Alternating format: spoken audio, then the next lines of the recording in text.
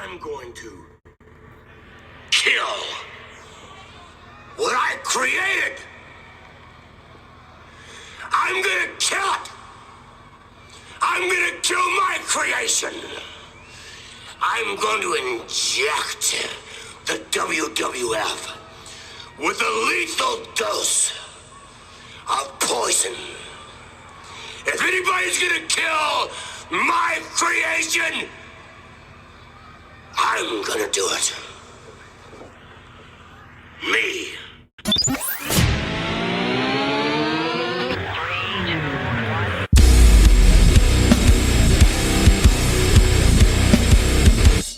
I feel the minutes count down on the clock again. Feel like I'm playing in a game that I can never win. Time is running out, I know I gotta make a choice. So many whispers in my ear that I can't hear my voice. Tell me, will it end the situation that I'm in? Or am I bound to sit alone, drowning in my sin? Get right or get left, what will it be?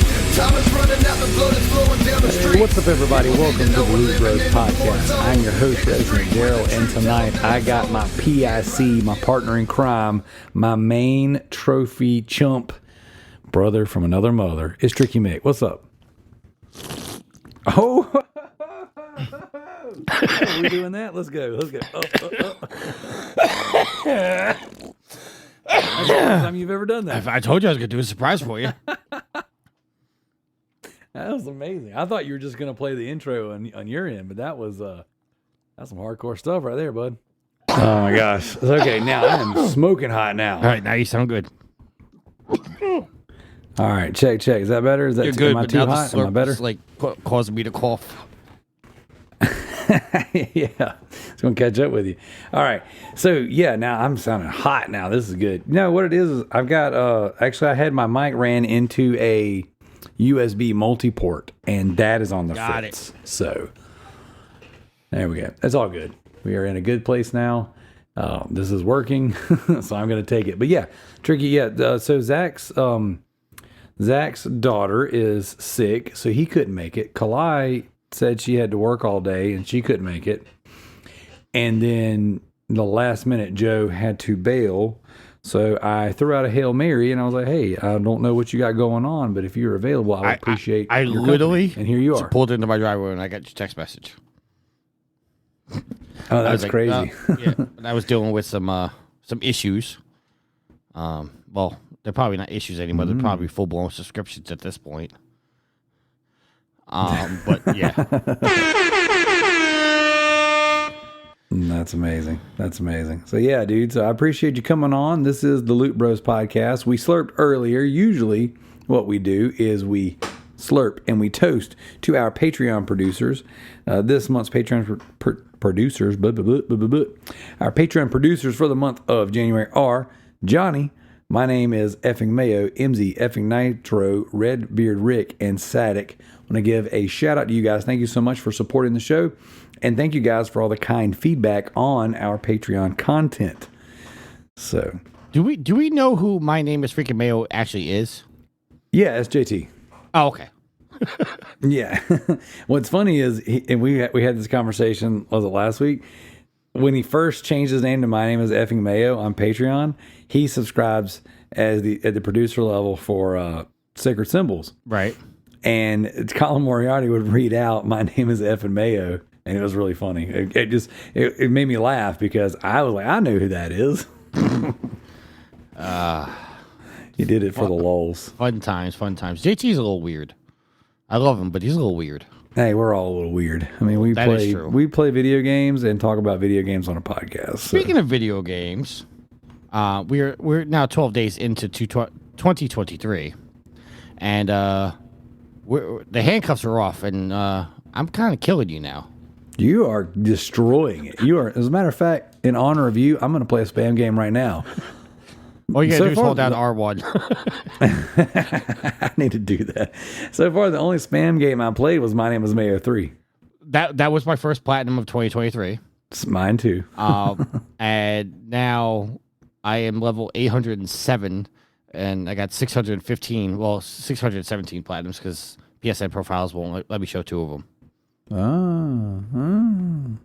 But yeah, That's nice. I did the math. I have enough to hit 1,000 platinums. So, I might just hit 1,000 platinums and give up spam. Once you get there, yeah. What's your ETA on 1,000? When do you think you'll get it? Well, I'm kind of taking a break now because, like, excuse the terminology, it kind of blew my load on the first 2 days. Whoa. And now I'm relaxing. I'm playing some God of War Ragnarok on the PS4. Going after that. I got to get the PS5 platinum. I'm 3 trophies away, but 2 of the trophies are linked together. So I just got to do 2 more things in the game, and I'll have that platinum. Nice. But yeah, I kind of went on a EU and JP spam fest, and I think the run-in total was 267 platinums in 2 days. That's amazing. That's some good stuff. Let's talk about what we've been playing, Tricky. I know you mentioned spam, but surely you've played something else. Just Division 2. I'm still playing that, grinding that out. And like I said, God of War Ragnarok on the PS4.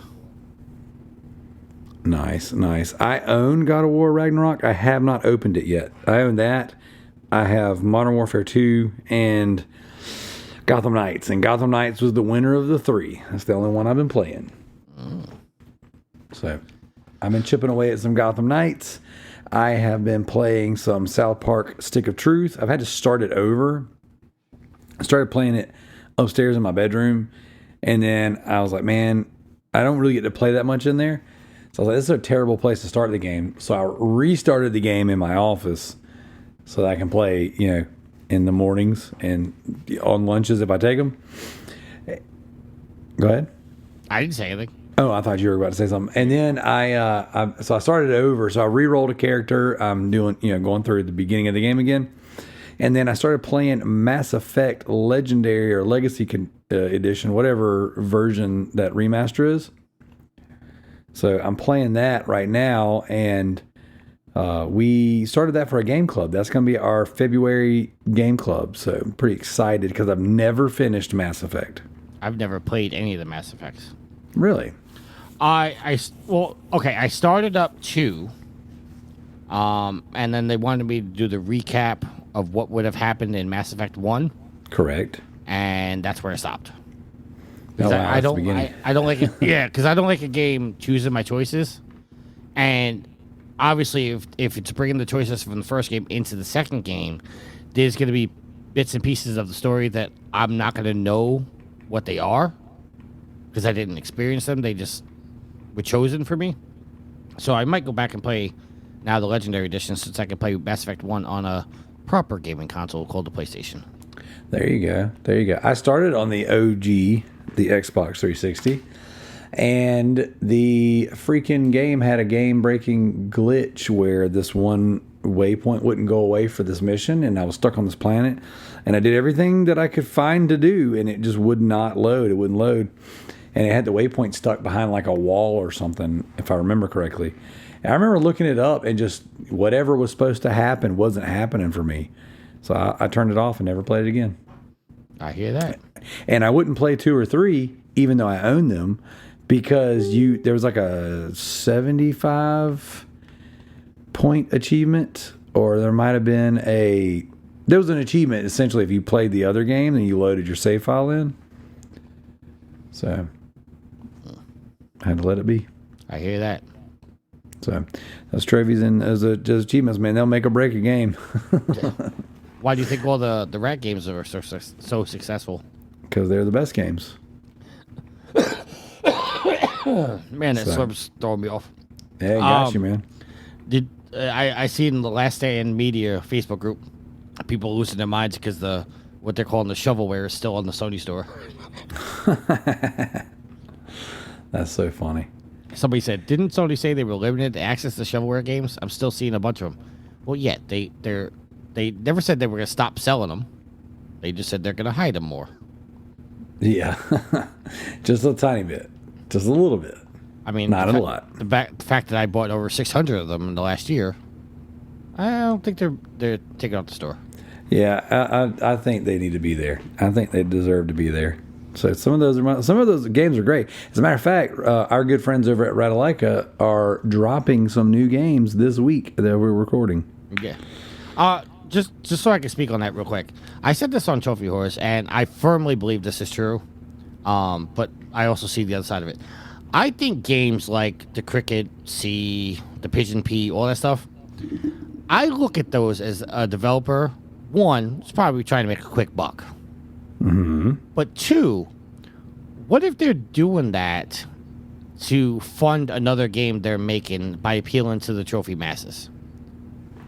Because let's just say they need like 100,000 to make a game, and they're able to sell. Answer your question. When the market Alexa's trying to answer you how much it costs to make a game. capitalization Alexa, 30 million cancel. But let's just say they need $100,000 to make a game, and they were able to sell 200,000 copies of, the Pigeon P. Well, now you just paid your 100,000, so now you can continue developing for a bigger game. I think that could I agree. definitely be a possibility.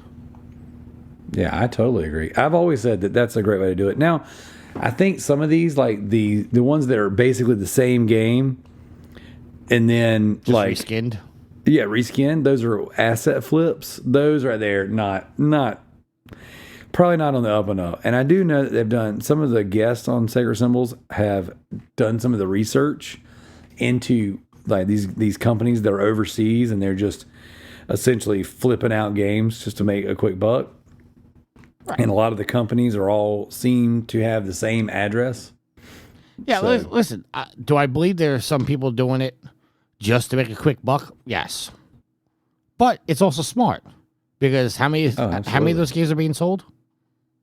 I mean, we're all buying them, so I think it's great. I've often said I wanted to do a My Name is Mayo style game, to where you had a South Park style character that just sat there and would headbang over and over again, and you would play like I would put my own music in there, and you would have to headbang to the beat of the song, and even if you didn't really get it correct, you would still get the trophies.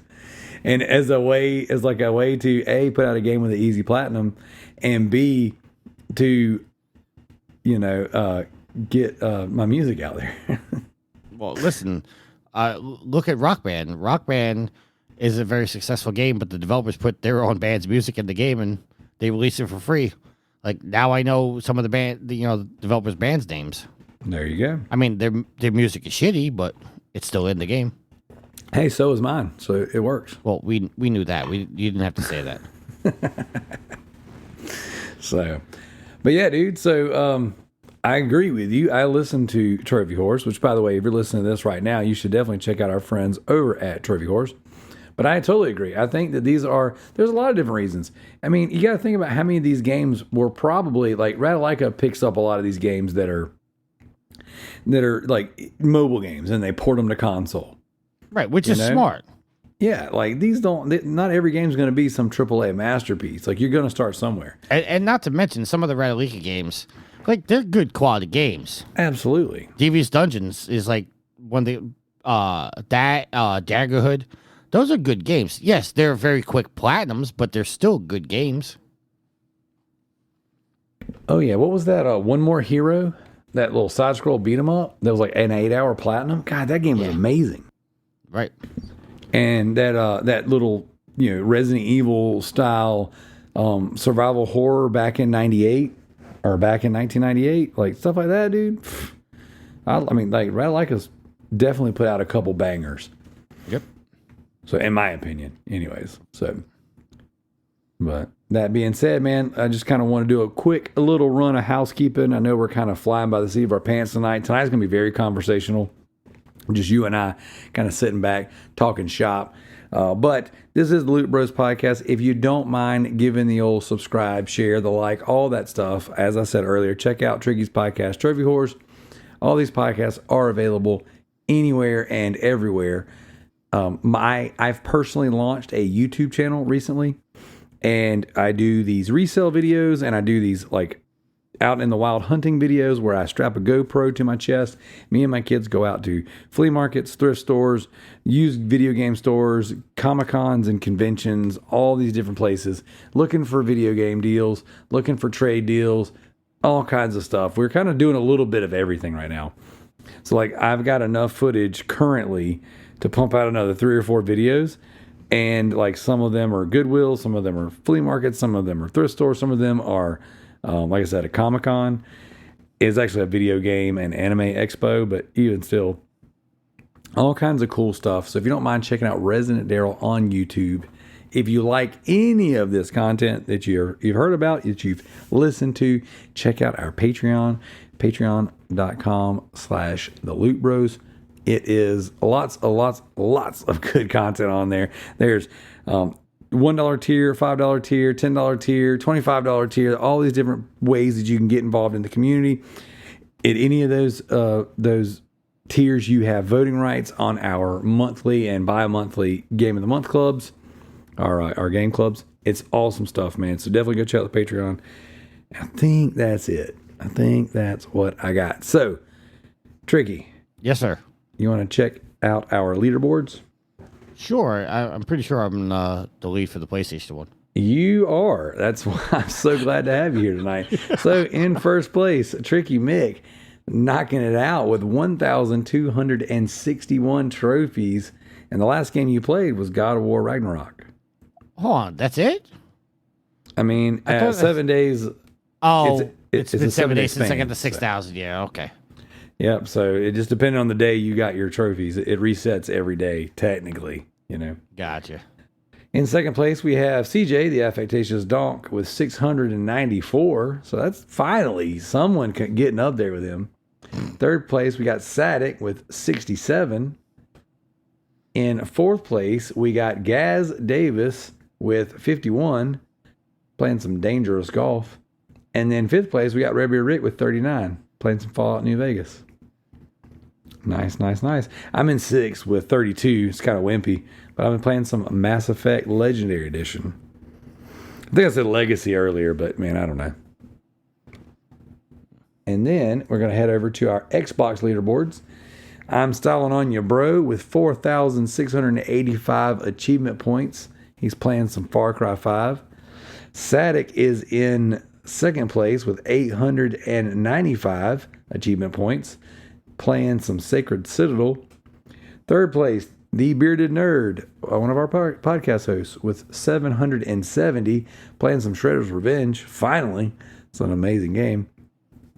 Fourth place, CJ, Sony Pony to You, with 490, playing some Neon Souls. And then in fifth place, Redbeard Rick with 275, playing Headbangers in Holiday Hell. Never heard of that game. I think he was talking about that on my said that on my show. That's what he was playing. Oh, gotcha. Yeah, we're gonna have Rick on the show pretty soon. We've been talking back and forth about having him on recently. I'm in sixth place again, so I'm rocking sixth on both leaderboards with 50 achievement points, and I was playing Shredder's Revenge as well. You're not having the game play for you, are you? Oh no. That's the Cowabunga collection. Oh, I'm sorry. I got my games messed up. Yep, all good. But don't worry, I will. Whenever it's time, I'll actually cheese it this time around versus last time when I actually played the game legit because I enjoyed it. I mean, as long as you own it and don't say like, oh, it's not cheating. Dang. I'm sorry. That's a throwback from my show. Sorry. Oh yeah, I get it. So listen, before you go on with the show, I was thinking about this at work. I have a business proposal for you. Let's go. Let's hear it. Okay. So Chick-fil-A, right? Yep. Good chicken, right? Best chicken. So this is what I think we should do. Me and you should go 50-50 and buy a food truck. Okay. Okay. And the only thing we're going to sell is chicken. Okay. We're going to park it outside of a local Chick-fil-A. Okay. But we're only going to be open on Sundays. Ah, I see what you're doing. Right? And then the best part, the name of the business. Okay. Side Chicks. That's really funny. And if we want to step it up, we don't want to do the food truck. We just go get a building next to Chick-fil-A, right? Yep. We hire some adult dancers of the female variety. Okay. Okay. We cook our chicken there, But we let the gentlemen enjoy the entertainment and eat their chicken, and I got a name for that business. All right. The chicken strips.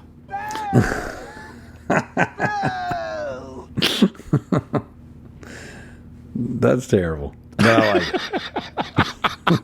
But you laughed. It was good. It was for a good laugh. For the lulls.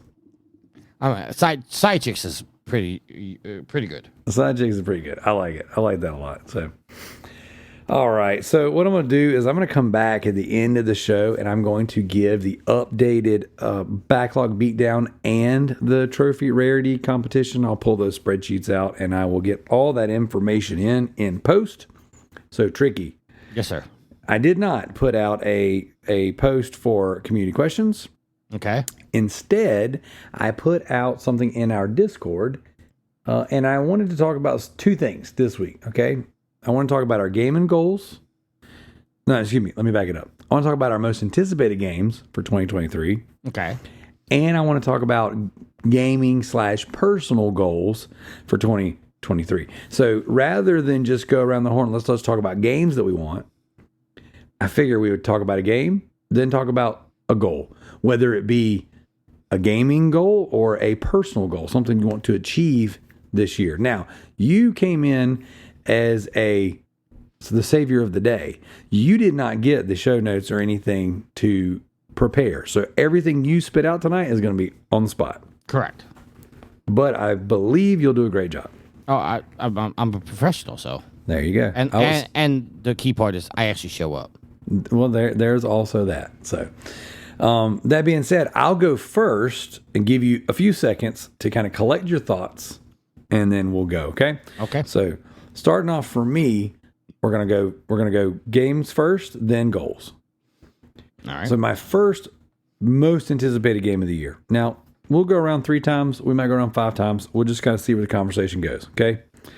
But for me, most anticipated game of the year has got to be the Dead Space remake. That's the next most imminent game.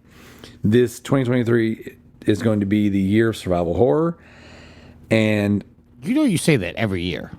Yeah, but they keep one upping. They keep pumping out more. Like this year, I'm gonna name several games all in the survival horror persuasion, and this one, they're showing a lot of good stuff. And here's the thing. I'm fresh off the heels of beating Dead Space 3 for a game club. Dead Space for a game club. And I just played the Callisto Protocol. The Callisto Protocol was good. I haven't finished it yet, but what I've played of it's good. But it really primed me for Dead Space. And the reason why I'm anticipating this one more than the ones I'm going to be talking about next is because this one is either going to be really good or really bad. I think that there's more room to screw this one up than some of the next games that I'm going to talk about. So, but we'll see. So, Tricky, what is a game that you are anticipating? It doesn't have an official release date. Okay. I don't know that it's coming in 2023, although everything that I've heard says it is coming. And that's The Division Heartland. Okay. Which is a free it's set in the Division universe, but it's a open world free to play game. And from what I've seen of it and some firsthand time on with it, I think it's going to be a really good quality game. I dig it. Obviously, because it's in Division lore, that attracts me. But the gameplay itself is cool because you have to go out and you have to do missions, and it's done in day-by-day timeline. So you could go out at noon, and you could stay out as long as you want, but the time of day changes. So as it starts getting darker and more nighttime, then the more vile and dangerous enemies come out. Sweet. And you always have a mission. But whenever you launch on a mission, you don't go out by yourself. You go out with a group of people. And you're not necessarily in a group, so to speak, because everybody can go out and do their own thing. And anybody can extract at any time. So you may go into the world with 20 people, 20 agents. But they may all extract while you decide, I got to stay the night because I didn't get that one component, and you have to fight through the night. So you can get attacked by the most dangerous enemies, you can get attacked by rogue agents, you can get attacked by hunters, all that stuff. Dang. And you may think like, okay, I'm prepared for this. But, and this is the kicker, your ammo is extremely limited. Oh, getting in the survival horror territory now. And in within Division World, there's always been melee. Obviously, you can hit somebody with the butt of your gun. But this one, they give you kind of like a pickaxe that does more damage. So when you go out into the world and they want you to more focus on melee than they do gun combat, which adds a level because certain enemies you can't get close to because they'll set you on fire or whatever the case may be. So it's not always like a given that you're going to be able to do such and such thing. Nice. That sounds good, man. My only worry with it is because it's free to play, it might be a microtransaction hell. Oh, I'm sure. That's my only worry about it. It's got to be. I mean, and since they announced it being free to play, it's probably going to have a incredibly long tail, which is good. It's what you want. It might also be that they're just going to do lots of expansions, which is probably, I would imagine, up your alley. Right. But definitely microtransactions. And if they keep it cosmetic, then that won't matter because you'll just buy stuff and be happy with it. Yeah, if they go free to play with it, it's going to destroy the game. Or not free to play, I'm sorry, pay to win. If they go pay to win, it's going to destroy it. Yeah, that would murder that game. Because you can't, especially in the dark zone, you can't have pay to win. Well, see, that's the thing. I didn't say this, but that's the thing. There is no dark zone. The entire game is the dark zone. Okay. So your fellow agents could turn on you at any time. Dang. And they don't get marked as a rogue agent. It could be friendly fire. So it's not only you dealing with the people that you don't know, but you're dealing with the enemies, you're dealing with everything else. And like I said, at any time you could go rogue. Like let's just say you have to go out and get 20 bottles of water, and you're not getting the water you need. You could turn on me, take my 19 bottles, go extract. Meanwhile, I'm stuck there, and now I have to get 20 more bottles. My next category will be a goal. And one of the things I said I wanted to do in 2022 was I wanted to be killed in a comic book. Well, I'll have you know that in 2023, the comic book that I'm going to be a character that is going to look like me will be killed in is going to come out this year. So, goal accomplished. Super, super excited about that. I was going to say, don't spoil the name of the comic.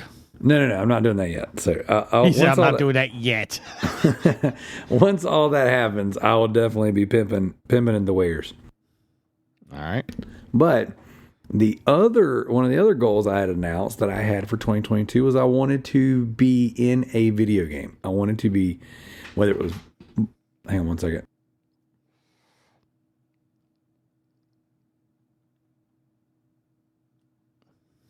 So I guess the Waterman has come back. Yeah, the Waterman's back. Hang on one second. I was going to vamp for a minute, but you kind of destroyed it. So the Waterman's back. Apparently, Darrell doesn't like to pay for his water, so they're coming to get the money. I assume that he also doesn't pay for his garbage pickup, which is disrespectful to me because, me being a garbage man, you got to pay your garbage man. Pay your garbage man. And, tip them at Christmas time because they need the money. I guess he's not back yet, so I have to vamp. Besides your garbage man, say hi to your neighbor. Check in on your neighbor, especially the elderly ones. When it gets cold out here like this, they need the heat. It's weird listening to you talk in my ear while I'm hugging and loving my wife. This is going to be such a fun edit. And like, she knows I record every Thursday night, and she's like, she just got back from a dinner with her girlfriends, and she like comes busting in the room, and my door is like super loud. Right. And then it's like, oh, it's Thursday. Can I come love on you? I'm like, sure. I was like, I don't ever tell anybody they can't come in here. I'm just like, if you're going to come in here, just be quiet. I hear you. So, but normally I don't shut the door all the way. I just kind of pull it closed because it makes such a loud clacking noise. But anyways, great vamp, by the way. As I got as I'm hugging my wife, I hear Tricky in the background. It's good stuff. So check it out. So one of my goals for last year, as I said, was I want to be in a video game, whether that be musically or as a voice actor. And I'll have you know that is happening this year. I've already submitted my lines, and I will be contributing my god-awful voice into a game. I'm also working on music for said game as well. So that is really cool. Finally got the drums done for this one. Now I'll be laying down some guitars in the coming weeks, probably next week, most likely. And it'll be good stuff. I hope not vocals. God, no. You definitely don't want that. Talking is tolerable. Singing, unbearable. So this game that you're going to be in, yes. could I get the platinum in a minute? I don't think you get it in a minute. The developer has, I don't want to say lofty goals, but he wants to make the trophies and achievements meaningful. But I have encouraged making it easy, if not front loaded, to encourage more sales. I really think me, you, and Greg Miller need to go in business and become like the Consultants. the trophy consultants for games. Yeah, there you go. So that being said, I want to follow up, right? So I want to follow up my goals. So because those seem to be coming true this year. So what I want to do is I want to follow it up. I want to contribute music to another game in 2023. So as of the time of recording, I didn't think it was going to happen on this one until this week. So last week or early in the week when I had pitched this topic and I had kind of put my notes down, I'm like, here's kind of where my head is at. Here's where my personal goals for 2023 are, just across the board, things I want to accomplish this year. And then I was like, well, the voice acting is happening. So now I really want to focus on the music. And then conversation persisted, and it was like, hey, there's still an option to contribute some music to this game. I'm like, oh, well, boom, let's go. So I'm not counting that game. I want to contribute music to another game. So this would technically be 2 that I would be contributing music to in my life thus far. So Tricky, personal goals. I don't know. I mean, I really don't ever set goals. Only because I often leave myself disappointed when I don't achieve said goal. Can I drop a little nugget on you real quick? Oh, I do like nuggets. So this is what my sister said to me, and my sister is, I'm a big fan of my sister. I think that she's a hustler out there making some money, and she's a small business owner, and I just like seeing, her drive. And we were having a business meeting one day, and someone had mentioned something, and she goes, if you don't have a plan, then you plan to fail. And this resonates because my wife is the planner of our relationship. She's always a plan this, a plan that. You want to make me slide out of my seat? Tell me your 5-year plan. And I'm like, man, I just don't get that. I don't resonate that. I've always been a fly by the seat of my pants, like shoot from the hip, whatever feels good. Let's go do that. And the older I get, I guess the longer I'm with my wife, the more that a plan is attractive and the more that setting goals and achieving goals has become a thing that I'm interested in. This is the first year that I've set technically last year I set some goals, but this is the first year I've said, all right, I'm giving myself a calendar year to knock these things out. And if I haven't accomplished some of these by the middle of the year, I need to look at what I did for the first 6 months and then change something for the last 6 months. Like the same way I host my meetings and stuff for my sales team, because I'm a sales manager at my brokerage and I have to set goals. I have to have those conversations. I have to have those meetings. So I'm trying to apply that to myself across the board. And the thing that triggered it all was, if you don't have a plan, you plan to fail. See, now you're making me feel bad. No. You should be inspired. So now I'm planning to fail, is what you're saying to me. That's exactly what I'm saying. That's not very encouraging, sir. No, I mean, I normally, like, I have goals that I set out to do. Like, I want to make the website better. I want to make the podcast better. And there's things I want to do, but it frustrates me when I can't accomplish something because somebody or something is not set in place. Mm-hmm. And I'm not, calling out names or anything in particular, but it's just frustrating because, like, you want to do this and this is an awesome idea and it just never comes to fruition. And I got that, from an old idea for a podcast that I had that I thought would be really freaking cool to do one day is the podcast was going to be called Cannibal Arcade. Okay. And the way the show was going to be premised is I'm a game dev. You're the lead artist. And, somebody else has, got some game development role. And what we do is, the premise is we all get together every week inside the boardroom. And we talk about developing our game. But we do it under the guise of reporting news. Okay. So, just take, for example, GTA is coming out with a 3-person protagonist, like they did for 5. Right. So we talk about putting 3 protagonists in our game, but we do it under the guise of saying, hey, we really need to copy Rockstar in this way.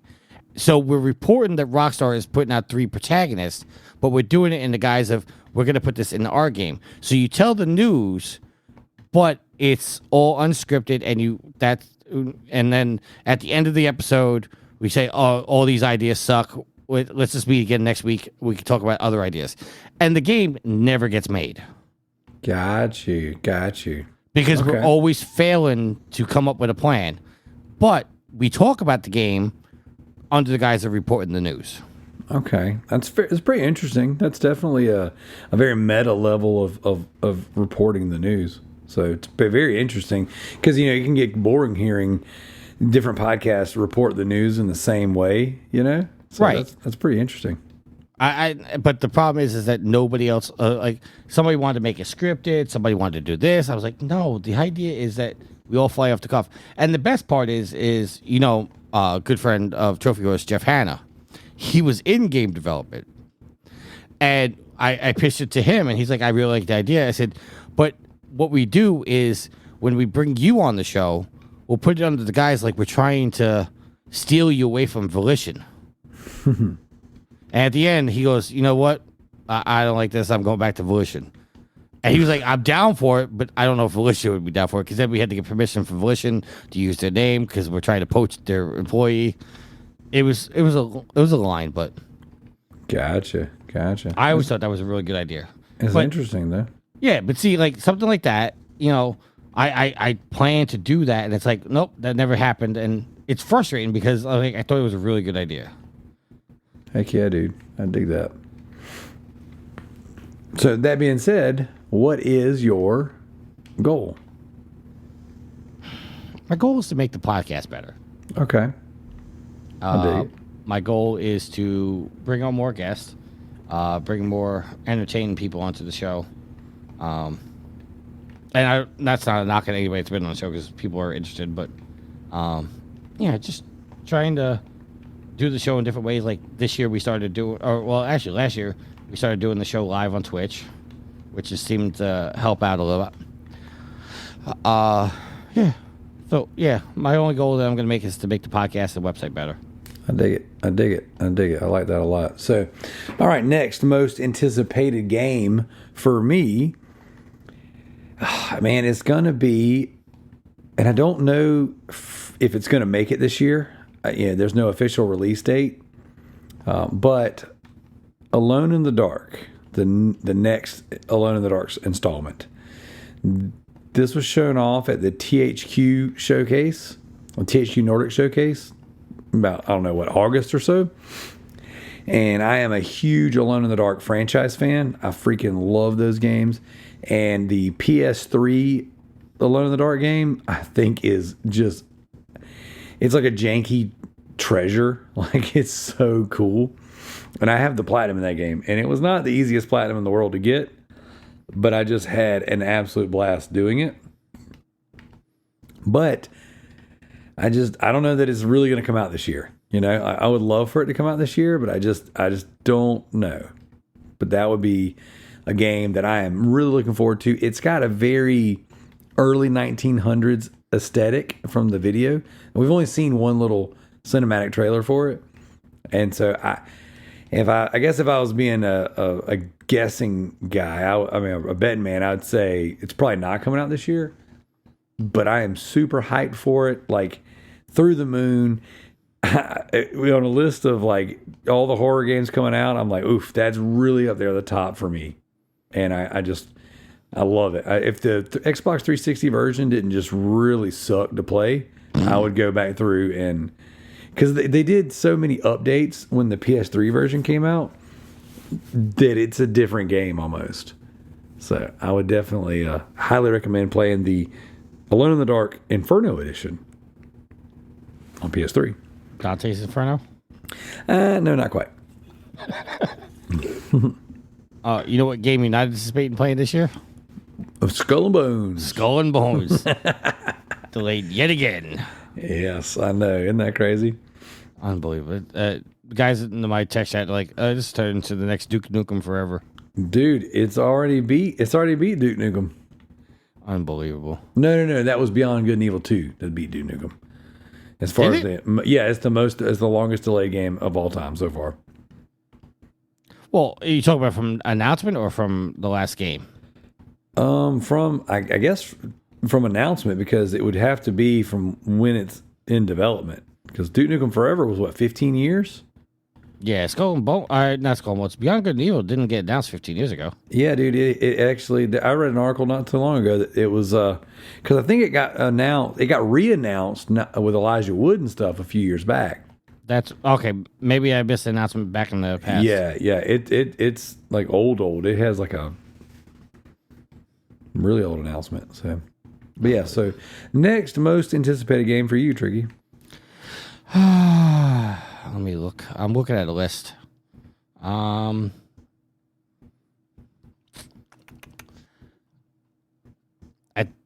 think this is the right one. Assassin's Creed Mirage. Yeah. They're going back to the old style Assassin's Creed games, not the big open world, where the combat. It's either that one or it's the Code Red, which is going back to the old style. That's the one I'm looking for. But I'm just gonna say Assassin's Creed in general because they're launching their Assassin's Creed universe where all the games are gonna merge into one. I think it's called Assassin's Creed Infinity. Yep, it sounds about right.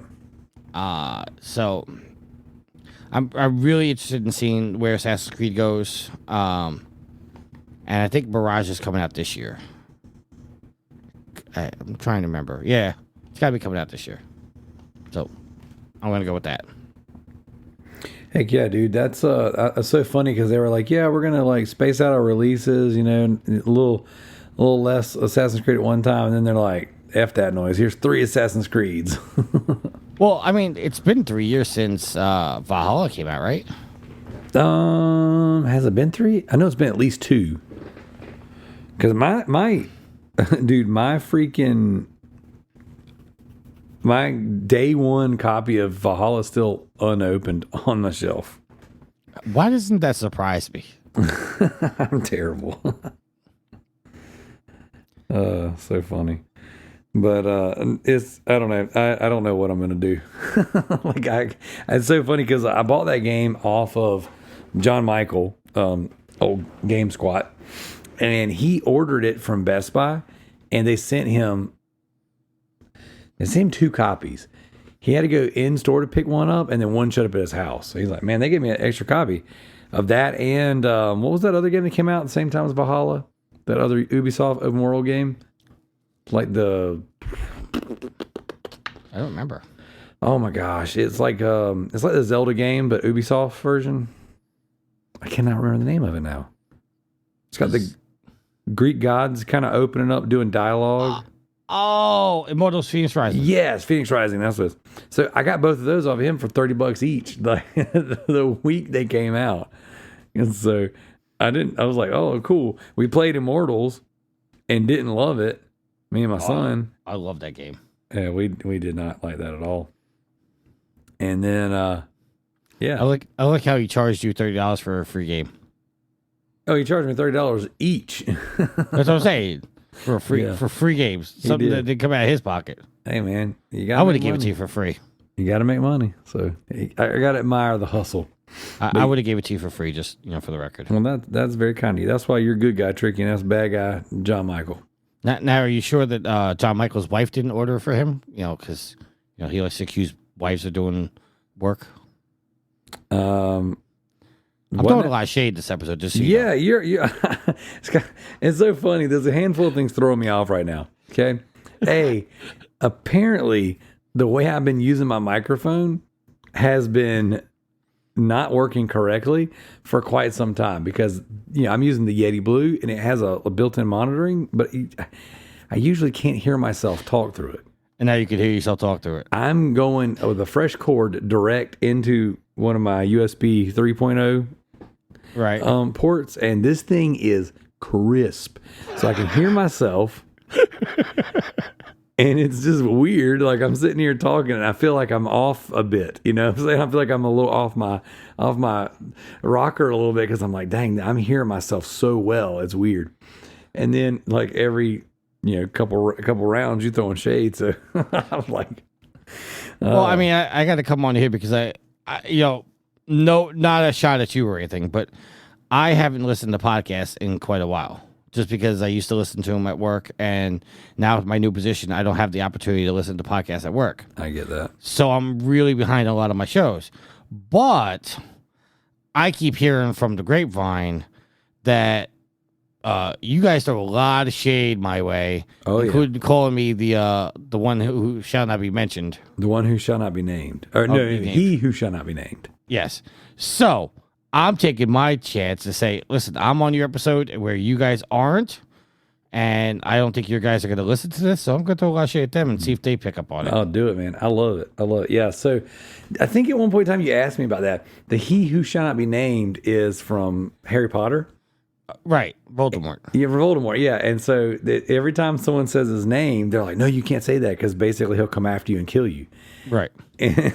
And so whenever, like last year or whenever we went to Universal, gosh, was it last year? Technically, the year before, technically. We were watching all the Harry Potter movies, and then the Snape was like, he who shall not be named. And then I think Zach said that about you. Like, we were talking about you on the show one night, and Zach was like, he who shall not be named, and it just stuck, dude. It was so freaking funny. It's fine. I mean, it is what it is, but don't expect me just to sit by and take it. That's right. Hey, man, don't take it. Don't take that junk. Just like Twisted Sister, we're not going to take it. That's right. There you go. So yeah, so my second most anticipated game, Alone in the Dark. So now you're up. No, you said Assassin's Creed, didn't you? Yes. Okay. So then is a goal. My next up is a goal. So my next goal is a personal goal, not a gaming goal. Also, it's completely outside of gaming, but is to become a small business owner this year. Hey, chicken strips. Say what? Chicken strips. Yeah, I mean, you've already basically laid the whole business model out for me. So, but yeah, so I want to be a small business owner this year. I've been dancing around a lot of things for a while, and very much for fear of failure. But I think this year is the year. I'm very close to pulling the trigger on a couple of different things, and I got a really cool opportunity this past week that I think I might have to take. So I don't know. I'm kind of on the fence about a couple things, but my goal this year is to be officially a small business owner. That's a good goal. I like it. Not saying I got to be super successful, but just be a small business owner. So Just got to own a business. I just got to own a business. Just got to pay that $125 for my LLC, and business is here. Here's the thing. So I've gotten into, and it's no secret, I've been talking about it a lot lately, but I've gotten into reselling video games, right? And That's your business right there. the thing is, I've been putting it off because this is something technically I should have done a decade ago. But I really love buying and selling and trading video games on the side as a hobby. The thing is, I've got enough inventory in my basement right now to open a used video game, comic book, and movie store, like a brick and mortar store. An actual brick and mortar store. Yes, I could fully outfit it, and I'm like, the reason why I'm considering it now is because the mortgage business is so volatile and so slow. Not only is it slow, but it's just so. I don't even want to talk about it. But it's frustrating because it can be going so well and then it can go really bad for no fault of your own because there's so many moving parts. So I'm like, man, I really love the stability of something that's not so wild and crazy. And I pitched this to my brother, and I've mentioned it on the show before, but opening a physical store and then doing the mortgages kind of out the back. You know, lease out one of the offices to the mortgage brokerage. The brokerage pays the rent, and then we just sell video games in the meantime. But the reason why I'm been considering doing it is because at that point, then things come to you. You're not always hunting for them. Then people take the Nintendo collection, the 64 collection, the GameCubes, the Dreamcast, all that stuff, and they take it to you to trade in for credit or sell it for cash. And I'm getting to be pretty friendly with a guy who owns a used video game store, and essentially that's what he did. He's like, that's exactly why I have this, because it comes to me, and the stuff that comes to him now is so incredible that I'm just like, I'm that much closer to biting. Like I'm like days away from just saying, F it, let's go. So especially after this month, this particular month in the mortgage business, yeah, I'm very much just like the Loot Bros Game Exchange. Let's go. The Proven Exchange. Oh, there you go. There you go. The Proven Loot Exchange. Because here's my thing, right? It's so multifaceted too, right? I already do all the podcast stuff. I do the content creation stuff. If I just opened the store, set myself some pretty reasonable and accessible hours, did mortgages during my downtime, and I say downtime in a very light fashion because I know that there's processing games and testing all these things and cleaning this stuff up takes a lot of time. I mean, as a matter of fact, I'm going to send you a picture right now of just the stuff I've picked up this week. Okay. There is a tub with, oh man, come on, phone. Stop being a jerk. There's a tub with consoles in it and controllers. There are 6 packages on top. There's a bin of video games. There's stacks of video games. There's figures. There's all kinds of stuff over here.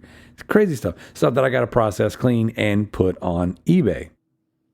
So I understand that like it takes up a lot of time, but my thoughts are, open the store, get it going, do the mortgages. When the mortgage business swings back, maybe hire someone to run my store or at least work in it so that I can hop to the back, work on my mortgage stuff, arrange my loans, as they say.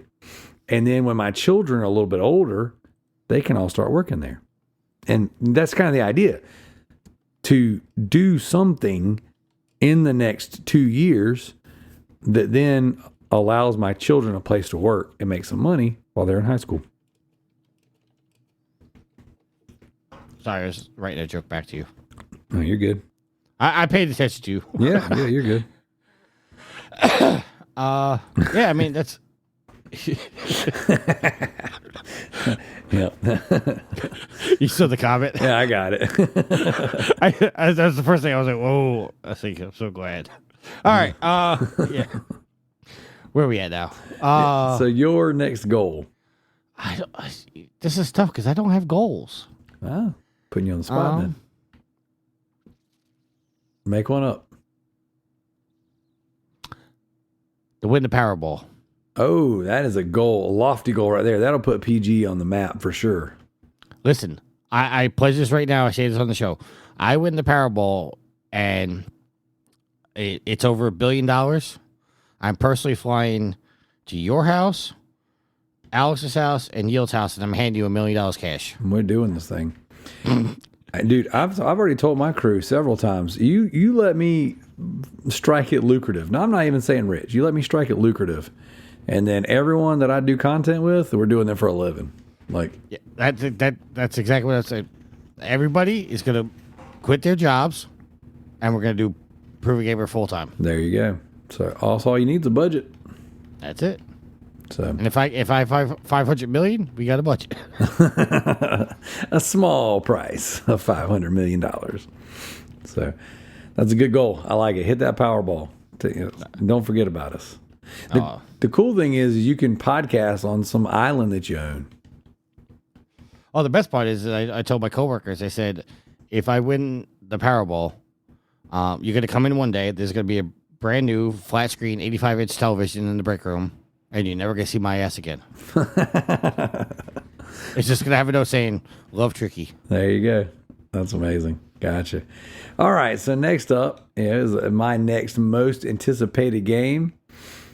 And this one's going to be Resident Evil 4 Remake. Now, the reason why this is not my most anticipated game is that I already think Resident Evil 4 is a masterpiece.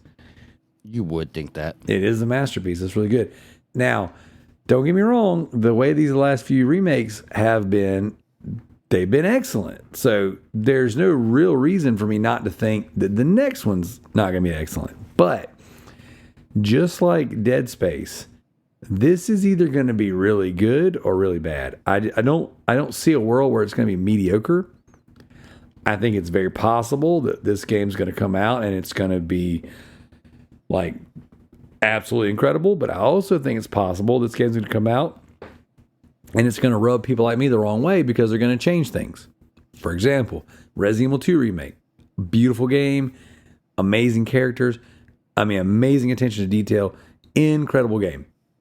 But they changed the story and they changed the A-B scenarios and they changed it just enough to F it up for me. Like, I don't like the remake story because it takes away all of the real relationship relevance and the reason why Leon and Claire come out so close, why they actually care about each other. So, for me, I'm very excited about it. Day one, gonna play, but this is the first. As a matter of fact, this year, starting with Callisto Protocol, is the first time I'm not buying collector's editions for games. At all? I haven't bought one yet. I didn't buy Callisto Protocol, and I didn't even pre-order Resident Evil 4 Remake yet, which I don't remember if it had a. I think it does have a collector's edition. But no, I'm taking. Financially, I can't do that right now. Like the business is so slow. I can't spend $200 and $300 on, collector's editions. But also, I am being more responsible as a gamer, and I'm going to purchase one version of the game, not three, and I'm just going to play it and enjoy it. Yeah, but the problem is you buy games, but you leave them in the shrink wrap. Yeah, well, see, and that's my problem is that's why I've come to this conclusion to where I need to dial it back, because I've got 2-3 shelves of sealed games. Some of them I paid full price for. Most of them I didn't. But then you see me post these pictures of my hauls like 2 and 3 times a week, where I'm like, for the price of one game, I'm buying 30 and 40. So granted, I'm buying them to resell them and to trade them and to bundle them and all that stuff, but it's kind of like, why spend $300 on one game and a statue when I can spend $300 on someone's entire collection? That's true. So it's just hard for me right now to wrap my head around it. Like, I'll give you an example. There's this couple, this dude and this chick on Facebook Marketplace that I'm negotiating a deal with. They've got 49 PS3 games that they want to sell me for $200. When I did the math, that comes out to like $4 and some change per game. And I'm like, only one of them is really valuable. It's the X-Men Origins Wolverine, which, Right. on a good day, resells for $50 or $60. I already own it on PS3. So it's like, I don't really need that. I would buy the bundle for that game, but I'd be paying $200 to then make, let's say, $60. So I'm $140 invested, and then when you do the math, 48 games or into 100 and what's my math at now? 100, what am I at? $140, I think is what I'm at. It just, for me, it's like, wow, that's still more than I'm paying in other places. And it's not that I don't want to pay that or can't afford to pay that, especially if I'm going to be flipping some of them. But a lot of that stuff I already have. And another issue I'm having is it's like, well, PSP, PS Vita, and PS3 are kind of the main 3 areas that I collect personally. So then it's like, would I buy this to flip it? Would I buy it to keep some of it? And I just go through this whole like, in my head, I'm like, well, is it even worth it? What am I going to do? How am I going to extract the value of it? How am I going to justify it? So then the bigger picture is, I can't do a collector's edition at all right now. It's completely out of the picture. If I can't buy 49 PS3 games for $200, I definitely can't buy one game for $200. Right. So, all right. So you're next up. Next most anticipated game. Oh God, you're putting me on the spot here. Yeah. So that's tonight's business is all about being on the spot. I'm looking over games. I'm cheating. I'm looking at a list. That's all right. I put you on the spot. I mean, you didn't have any warning, so look at your list. See, I want to say Legend of Zelda: Tears of the Kingdom. Okay. But that's not a Zelda game. I mean, the last one wasn't a Zelda game, so. And this is the sequel to that, so that means this can't be a Zelda game. the non-Zelda sequel to a non-Zelda game. I like it. Right. We don't. Okay, I'm going to cheat. Okay. Because there is no way in hell it's coming out in 2023. But Massive, the people that made The Division, they are making an open world Star Wars game. Okay. And I really, really, really want to know what that's like. Because if I could play The Division with Star Wars characters, I'm all in. That would be dope. I'm buying that collector's edition. I dig it. So that's gonna be good, man. I think that they've made 2 very excellent games. I don't know what those guys made before The Division because I've never looked into it, but those are excellent games. Yeah, I mean, the problem with The Division is they came out and they were a little broken when they first came out. But over time, they've developed it. And the problem with developing a game like The Division is every time you fix something, something breaks. Yep.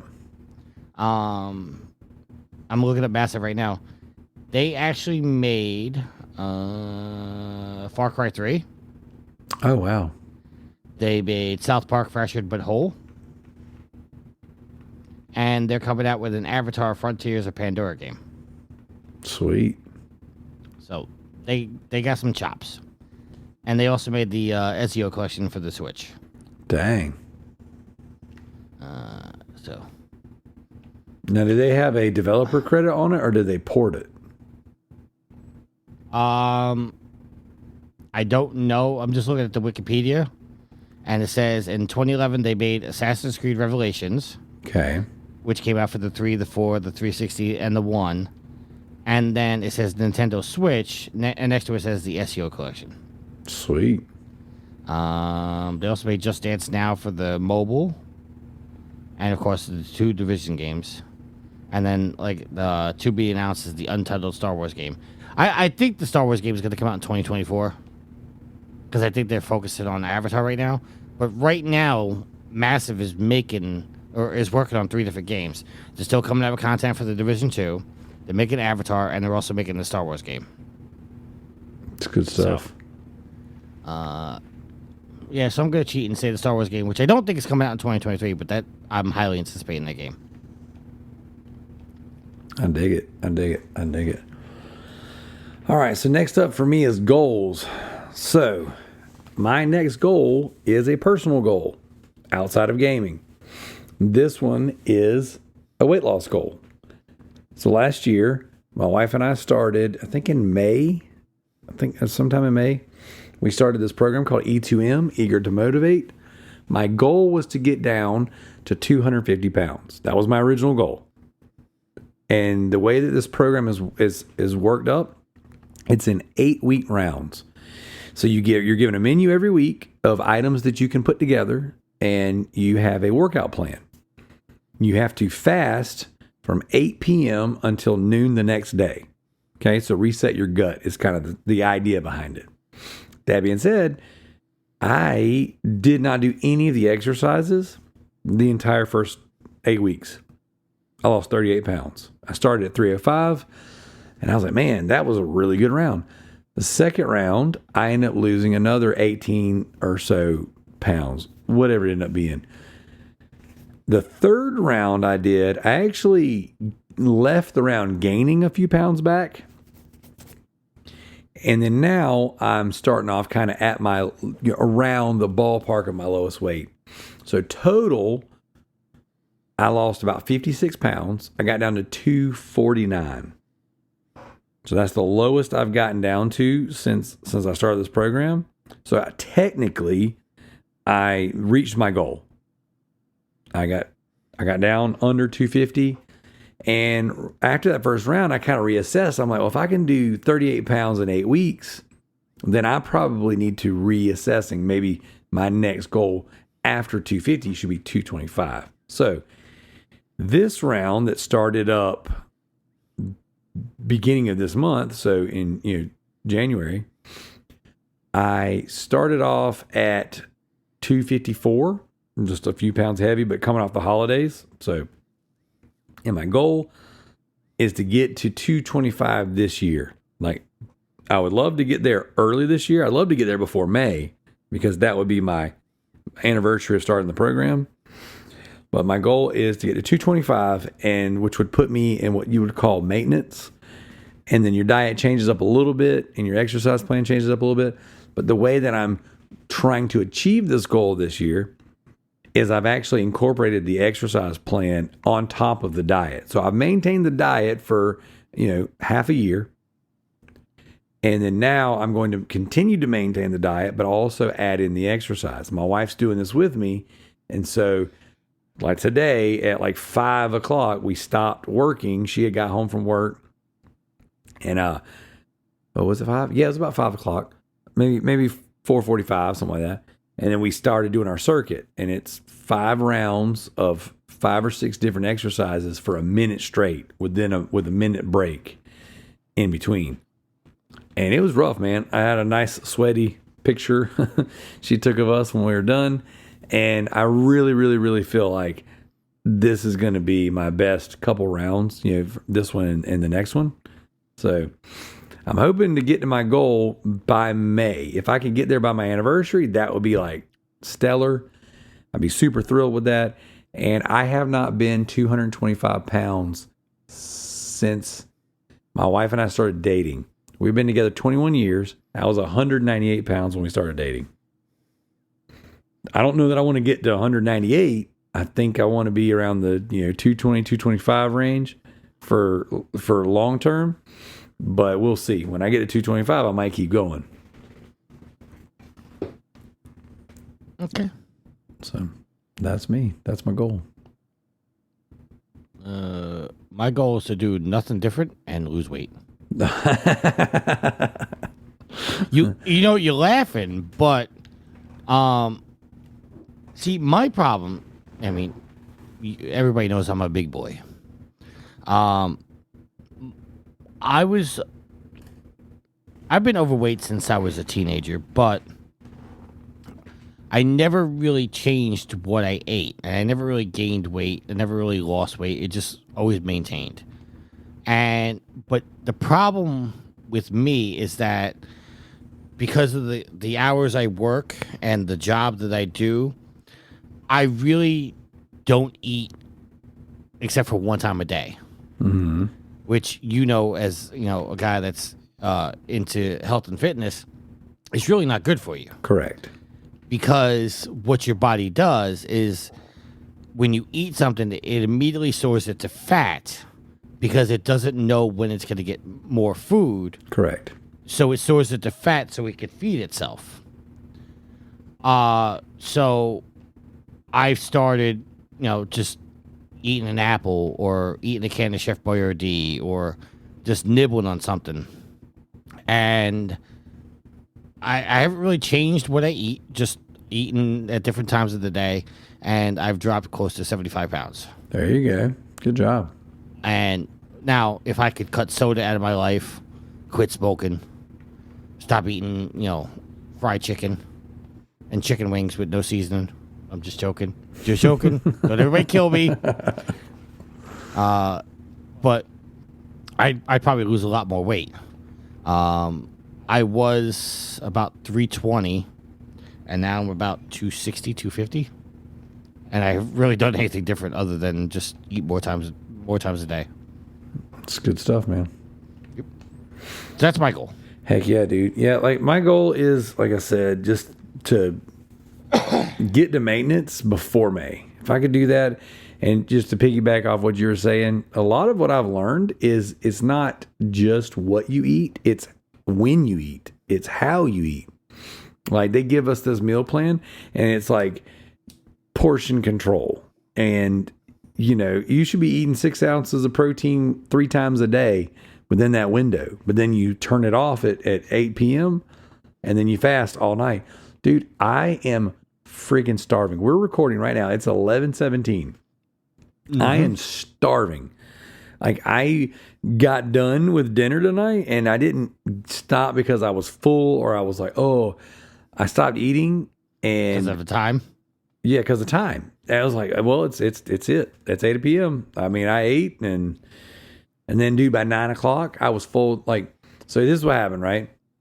So the podcast crew starts falling apart one by one. Boom, boom, boom. Everybody's got stuff going on. So then I was like, I had the call up and I was praying, I was getting ready to go pray with my kids and put them to bed. So they're like, oh, we can't make it. So then I kill the call and I go upstairs and I start, doing bedtime routine. Because on Thursday nights, if my wife's not home, which is rare, but it does happen occasionally, she'll have to work, or like tonight she was eating dinner with her friends. I was like, hey, kids, go to bed, pray with each other, whatever. Well, whenever I got word that no one was going to make it, I killed the call and I went upstairs and put them to bed. So then when I got done with that, I was like friggin' starving, dude. I'm like, so I go downstairs and I'm folding laundry, and you had messaged me saying, hey, I'll be there in a little bit. And I'm like, I just want to gnaw my friggin' arm off because I'm like so hungry. So I slam a couple bottles of water because that's another thing we got to do with this program. You got to drink a gallon of water. And dude, I'm telling you, man, it's tough, but it's not. It's like you were saying though. Eating. My problem used to be that I traveled with my band when I got off work. We had something going on almost every night of the week. So you might not eat until midnight, and it might be Little Caesars, or at 2:00 in the morning you're eating Waffle House. Dude, unhealthy eating times is almost as bad as unhealthy eating in general. So for me, keeping it in that window and trying not to deviate, try not to, like, even if it is only 15, 20 minutes before or after, trying to just turn it off and saying, nope, got to get my 16 hours of fasting, and then I'll eat when I'm allowed to eat. And I'm a breakfast guy. I was always a get up in the morning, eat you some breakfast. Breakfast is the most important meal of the day. Since I've been on this plan, not being able to eat breakfast, that was tough, man. That was definitely tough. So yeah, when your routine gets thrown off, it's rough. Oh, dude, my routine before this was to friggin' go eat a donut and an energy drink first thing every morning on the way to work. Like every morning I stopped and I see that. On the way to work, I got me a donut and a Monster. That was my morning. And then at 10 o'clock, I would go get a 48-ounce Diet Coke and sip on that until lunch, and then lunch come around. I'd have another Diet Coke or 10 with my meal.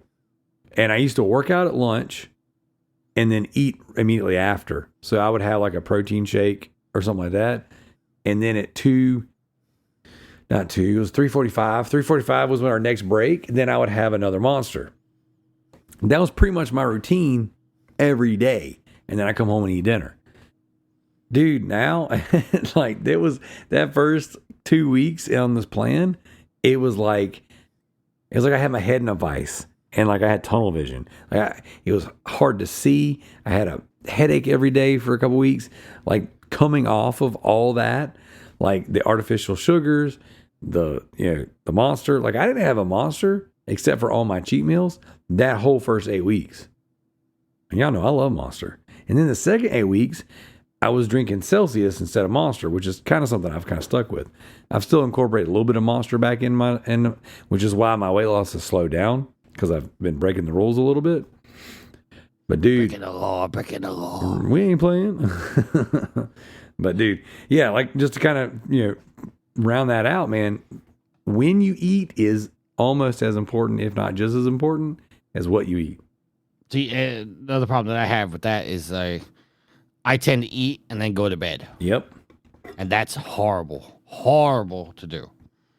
But, like like during the snow season at work, we work 12-hour shifts. So, we work from 7 to 8 to 7 in the morning. So I'm out of my house at 5 o'clock, even though it only takes me like a half hour, 45 minutes with no traffic to work. When it snows, everybody like drives like idiots, so I always leave 2 hours ahead.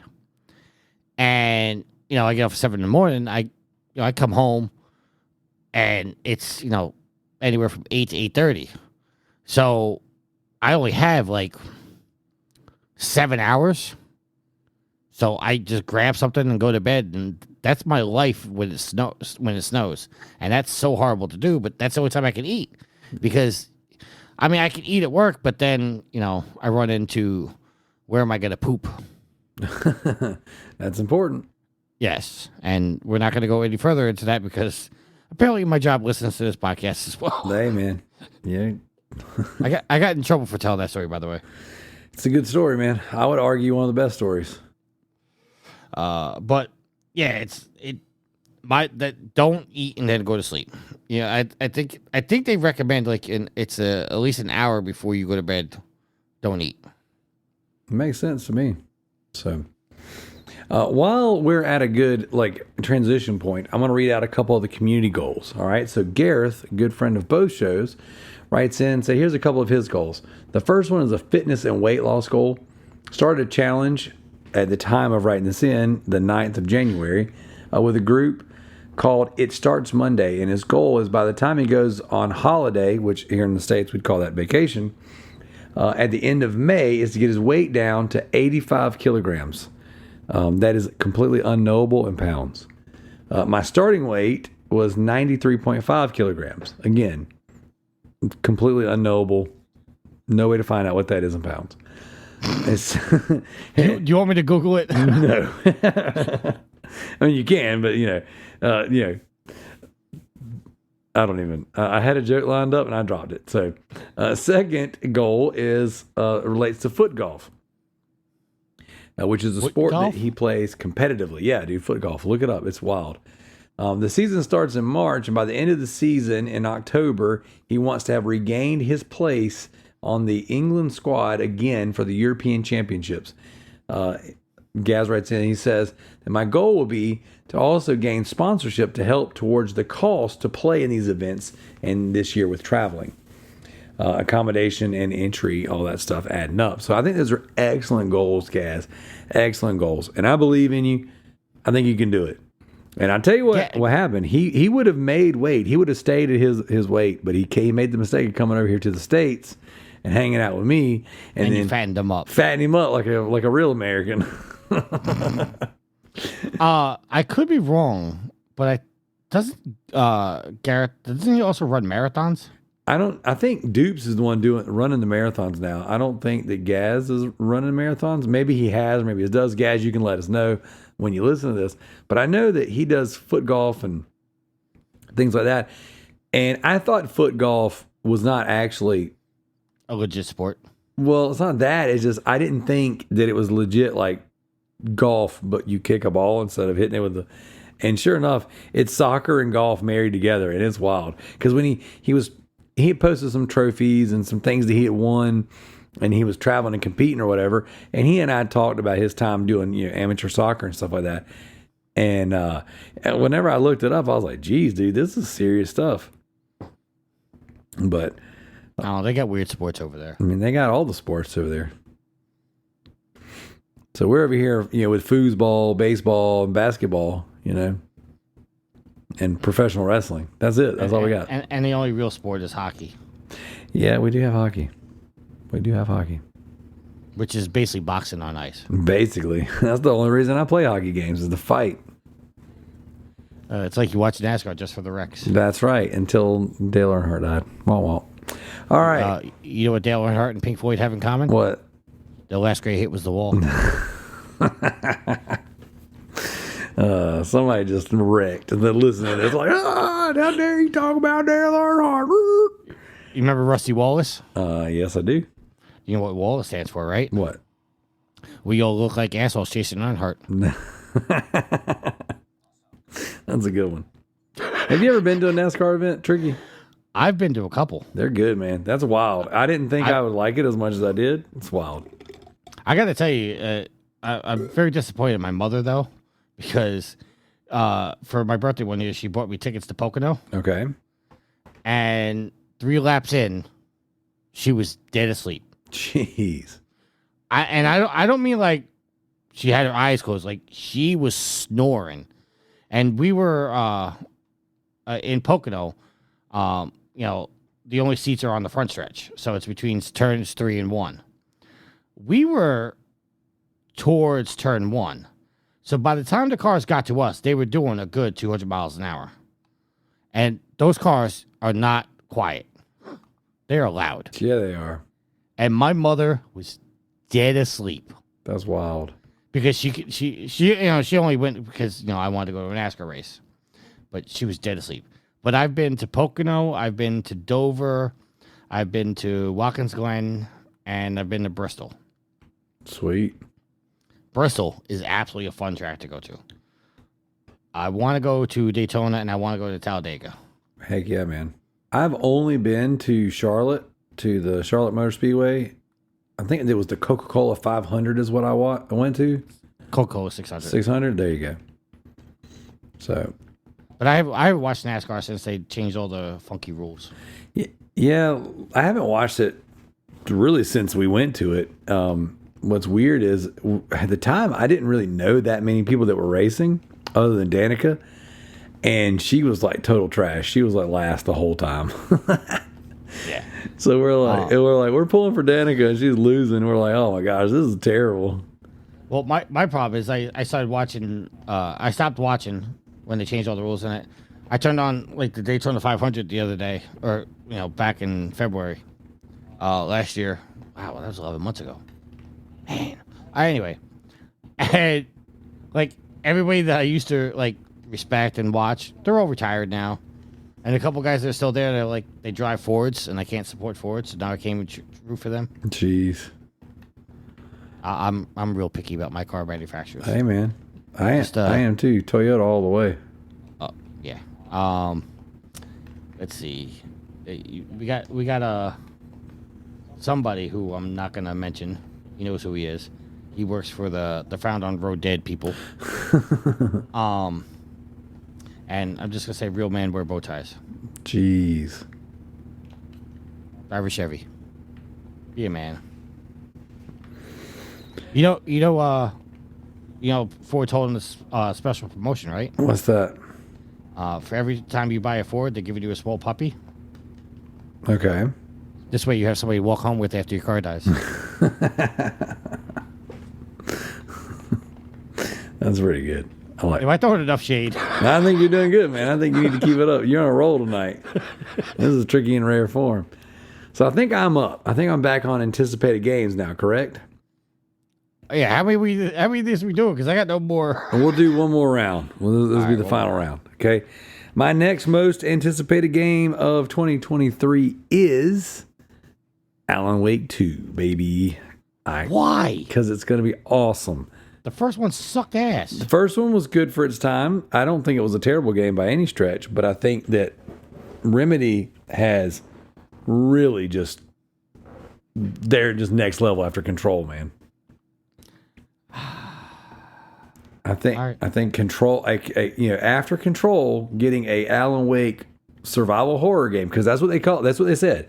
They said this one's going to be scary. Ain't no bull crap. I'm ready, bro. I'm ready. Can feel it in my body. That game made me lose a friend. No, you being a douche made you lose a friend.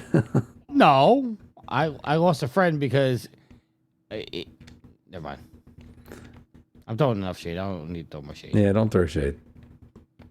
I'm throwing more shade. I'm just not throwing shade at him. There you go. See? It's a good guy, Tricky. At it again. I try. So yeah, I don't always succeed, but I try. Well, Alan Wake 2, again, we haven't seen anything from it really. I don't know that this one will come out this year either. It is slated for this year, but who knows? But they said it's going to be a actual horror game, so I'm excited. Now, all right, I'm not throwing shade. Okay. But you saw the little teaser trailer. Mm-hmm. Did Alan Wake not look like Keanu Reeves? Oh, absolutely. Okay.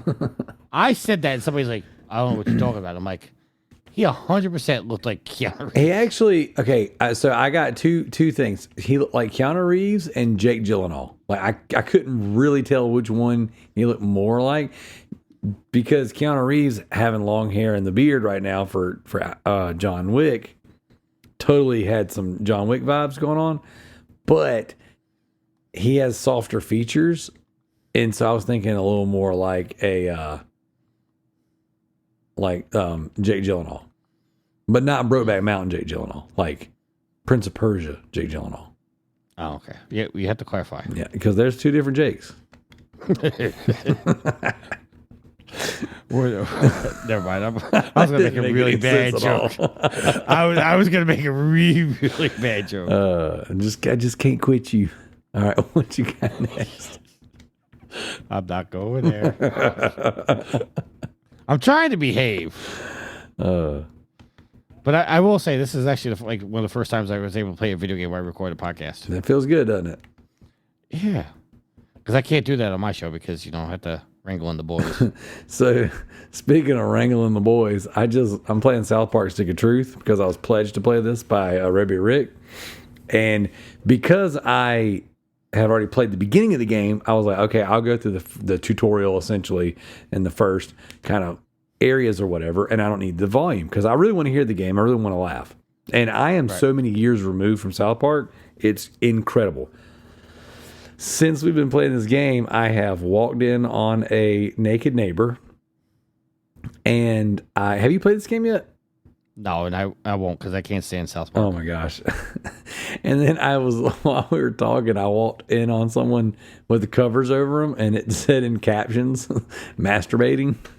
I was just like, oh my gosh. what the freak am I playing? And then you're like, yeah, I can't play games because I got to wrangle the boys. I'm like, speaking of wrangling the boys, this dude's over here wrangling his boy. Hey, nothing wrong with that. Hey man, it's definitely something. But what I'm trying to do right now is, before I do any missions in the game, since we're on the call together, is just go through just side scroll style and just break everything and pick up all the loot I can get. Gotcha. So, all right, Tricky, last most anticipated game. I'm looking on my list again. So you're looking at your list? I'm looking at the list right now. Well, I Googled 2023 games. Yeah, all good. Still no judgment. If this was Trivia Horse, those boys be judging you hard. But you know who's not judging you? Me. The Wolf Among Us 2. Oh, yes.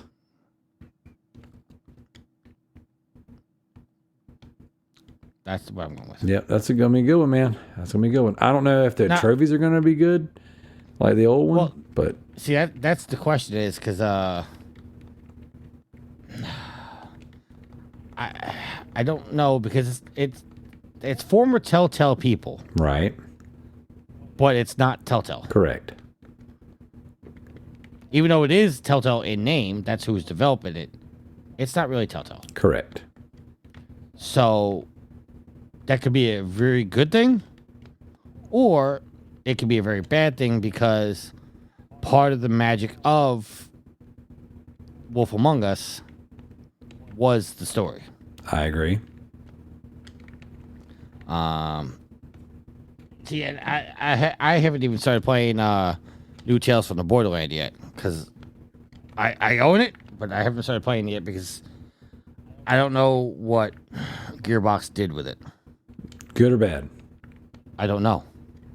That's what scares me. That's why I'm not playing it. So you're going to own it and just not play it out of fear of playing it? I'm gonna play it, but if I start playing it and it's not like the Telltale games, then I'm gonna be highly disappointed. Sweet. So, yeah, I got a feeling there's some disappointment to be had, but it's also no one's talking about that game, so it's weird. I don't know. And it came out of nowhere too. It was like, oh, this is a game we're making, and it's out tomorrow. Yeah, that was definitely interesting. So, I could hear you clicking. Oh yeah, that's what I do. And my mic is so hot now; it's like it's friggin'. There's no hiding it. So it's almost like using a brand new microphone. That new cord and that new port, man. That was the way to go. I'm actually surprised you're using the USB mic. Like I would think you would be like XLR the whole way. Dude, I just literally this week sold my board, three of my XLR condenser mics. I sold 2 interfaces. I sold live mics. Like I sold so much freaking gear this week. So just been hoarding it, man. Just been filling up bins full of gear, and I'm like, I don't use any of this. I use a USB Yeti Blue. And then my backup, I've got 2 backup USB port mics. I've got a Newer and I've got a Monoko, something like that. Monoka. And all those are great, but man, the Yeti is awesome. I think it's better than everything else that I use. Everything else. I had an AT 2020, still thought this was better. But I'm gonna get one of those Shure cam mics eventually. What's up? Yeah, I'm thinking about buying the. I don't know if it's a Shure 3M, 3000. That's the one I want, but it's like $400. Yep, I think Tanner bought one right before he quit doing the show with us. The Shure SM7B. That's what it is. It's $400. Yep, that's the good one. That's the one that everybody uses. That sounds really, really amazing. Yeah, but I can't justify spending $400 on a mic. No, you got to make a goal, man. You got to make a goal to raise that money with the Patreon to buy yourself a nice microphone. Oh, speaking of which, I'm derailing the show again. Good. We all know the VR2 is coming out next month. Yep. And when they came out and said it was going to cost $550, I said, hey, these guys can go themselves. I'm not paying $550 for a VR. Okay. Then I got hop on PlayStation.com today, and I'm like, to They're selling the VR bundled in with Horizon Call of the Mountain for $600. And I texted my boys. I said, "You guys gotta talk me out of buying this." And them fools are like, "Go ahead and buy it." I'm like, "You're supposed to talk me out of it." They're like, "We knew the second you sent that message that you already convinced yourself to buy it. Now you just try to." I was like, "No, I'm like, there's no reason for me to buy it." But yep, I might be buying VR too. So I still can't stomach VR 1. So I've set up a VR station in my basement. I don't know if I mentioned that on the show recently, but what I did was I took one of the PS4s that we had and the VR and like a 32-inch. Oh man! So I upgraded my my office space. So I got a new PC, and 3 27. I think are they 27-inch monitors? 27 sound like a normal number. Yes. Yeah. So 3 27s, right? That all match. So I'm using Spectres. I think that's what they are. Scepter, or Spectre. Anyways. And so I took my 2 Samsung 32s out of here. And I put my old PC that I had gotten from my brother in my eBay room down in the basement. So now I can just kind of print on demand, pump out all my stuff and just keep my shipments flowing. And my shipping is pretty much, if I don't ship same day, it's next day as far as shipping goes. It is very rare if I miss that. That being said, in the room adjacent to it, I took the 32-inch that I had in here with my 2 Samsungs. I had no use for it anymore. So I mounted it on the wall, put the extra PS4 we had over there and the VR unit. So now in the weight room where we have like our free weights and our, we put our yoga mats to do our hip workouts and stuff.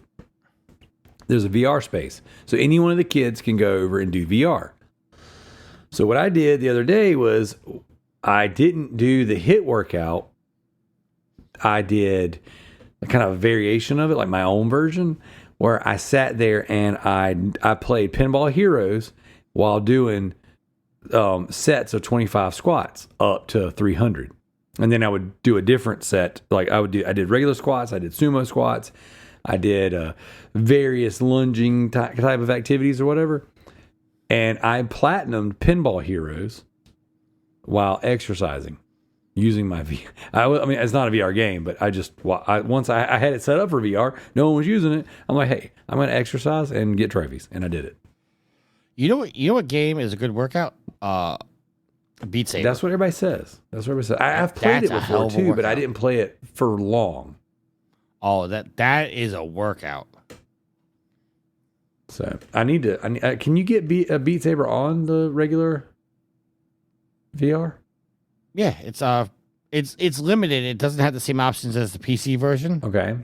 Because the PC version, you could basically I don't want to say hack, but you can put custom songs into it. Where on the PlayStation, you could only do the songs they release. Gotcha. But see, that's another worry with the VR too, is they announced that the original VR games are not going to be compatible. Right. But I also heard stories that certain games are going to be ported over. Yeah, which some of them already are. I think Moss is one of them that's getting a port. Right. Which now does that mean new trophy list? I hope so. Because then I might have to pop some VR on. Get your VR on, eh? Yeah. All right. There's a video, but it doesn't. I don't want to play video while we're recording. Gotcha. We're gonna wrap it up here anyway. So. Oh, good, because I'm hungry. And there you go. Same here, but I can't eat until noon tomorrow. I got 12 hours before I can eat again. So I'm going to end it with this, okay? So Diego writes in and said, here's a couple of his goals. One of those being work on his health and fitness. I've definitely neglected myself for a long time, and it was only within the past 9 months that was put into perspective, feeling pain, running out of breath, etc. Finally took steps into rectifying this and hoping to continue on improving it. Well, congratulations, man. I'm glad you're taking those steps.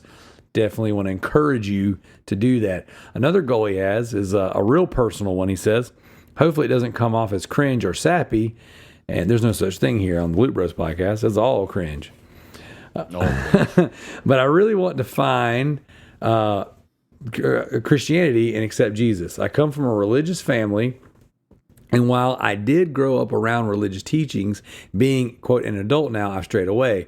I really want to fix that, preferably sooner rather than later. Well, my man, Diego, you wrote to the right show, because your boy loves him some Jesus, and I'm all about churching it up and talking shop. So I want to put this out there, not only to you personally, which, by the way, I will message you personally, but to anyone listening. If you guys are wanting to have some conversations about Christianity, about old good guy Jesus, and that's actually probably not funny to say it that way, but I take that back. But if you want to talk about Jesus, you want to talk about Christianity, religion in general, shoot me a message. Let's get on a call. Let's have some conversations. I am by no stretch of the imagination an expert in the field, but I know a thing or two about the Bible. And I've experienced some stuff, you know what I'm saying? And I've got a story, and I'd love to tell you. And I'd love to have that conversation with you, Diego. And I'd love to have that conversation with any of you guys. So, again, not a perfect person, definitely not an expert when it comes to all things in the Bible, but I know a thing or two, and I love to talk.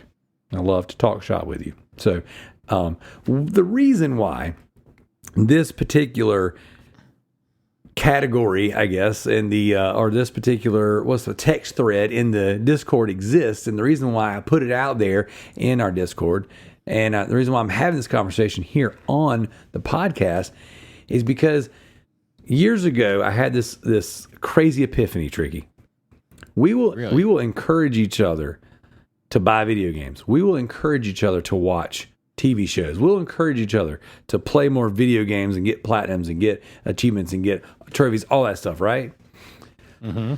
But it's very rare that I see the gaming community as a whole, not just the Loot Bros or the Trophy Horse community, but the gaming community as a whole. It's very rare that I see everyone encourage each other to just do better in life in general. As a matter of fact, a lot of times it's kind of the opposite. Maybe not intentionally, but it's like, hey, let's stay inside and let's play more games. Hey, let's be antisocial and let's grind out more platinums. Hey, let's, you know what I'm saying? Let's keep our focus so buried into this digital world, achieving these digital goodies, that we neglect other things in life. And one of the things I've tried to do on this show, and I try to do this in my YouTube videos now as well, is I try to put an emphasis on other things, you know, that aren't just video games, even though it's all video game centric, if that makes any sense, right? So I always try to talk about family, you know, my family, my kids, what I'm doing with my children, to be intentional with them on the show, even if that means I get less platinums than you, you know, which you definitely are getting I'm less. Definitely getting less platinums. I mean, it's embarrassing right now, but you know what? I deserve to get my behind kicked because I ain't real like you, you know. Maybe I will be soon. Who knows? But it's also worth noting that I'm the only official trophy whore on the show called Trophy that's Horse. right. You are, by definition, the trophy whore. The trophy whore. Actually, I'm the pimp. I'm the player in the management position. There you go. Absolutely. But that being said, man, I want to encourage you guys to lean into each other and lean into me with the show. You know what I'm saying? Like, Tricky, the reason why I put you on the spot and had you throw out goals is because I want to be accountable for you, or at least offer that up. Maybe you don't want me to. Maybe you don't want me to push you.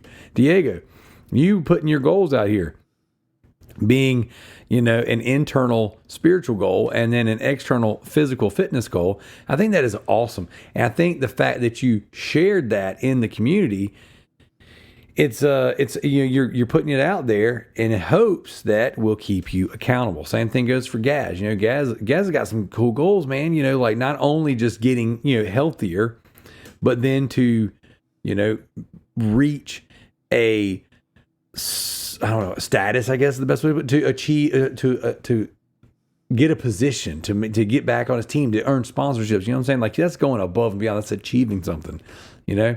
And I think that's awesome. That's why I put it out there to you guys that not only do I want to get healthier, But I also want to do something in my life, becoming a small business owner, that hopefully will then leave something behind for my children or something for them to have a part of in the next few years. So I always try to, yeah, sure, our shtick here on the Loot Bros podcast is to make a nonsensical, cringy, comedy video game podcast, but also to drop little bits in there every so often to let you guys know that we are serious, we are good people, at least we try to be, and we want to encourage you guys to do better, whatever better is, you know?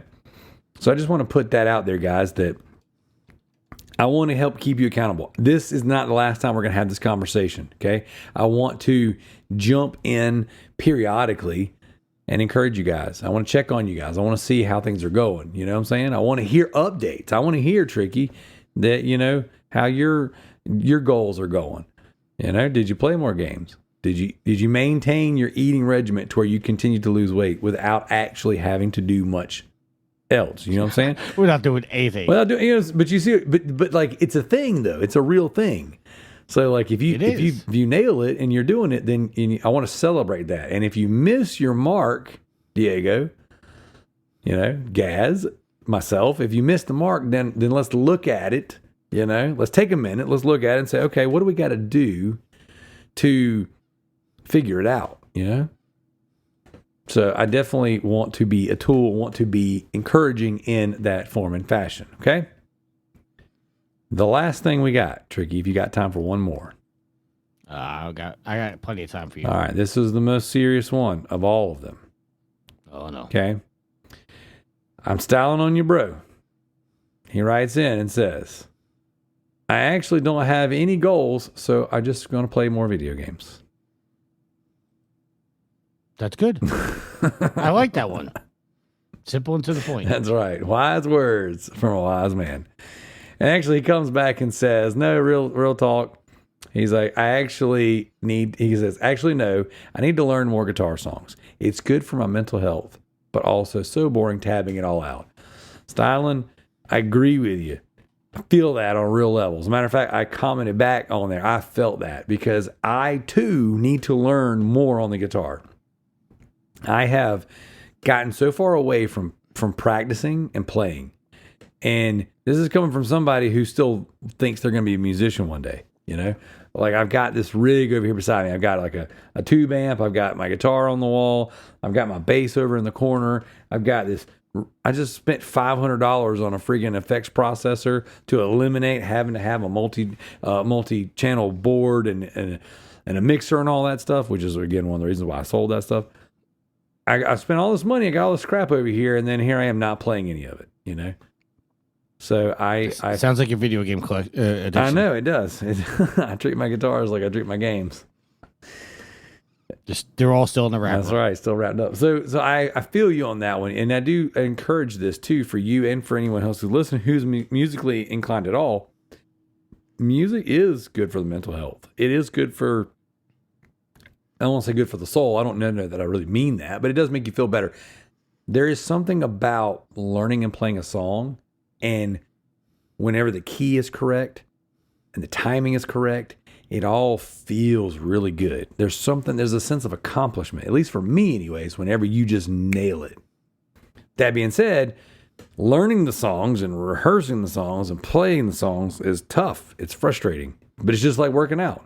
It's like the first little while of doing this is going to suck, but then after a while, you're going to get it. You're going to get into your groove, and then you'll be good. So I would love to encourage you, Styling, to play more guitar, learn a song or two, jam it out for us, put it on YouTube. Let us listen to it. Share those links, even if you think it's trash.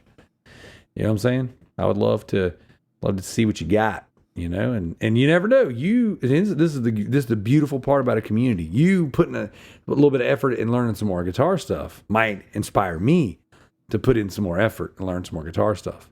You know, Gaz, hitting your weight loss goal might be the spark that ignites me into pushing harder on my next set of reps to meet my fitness goal.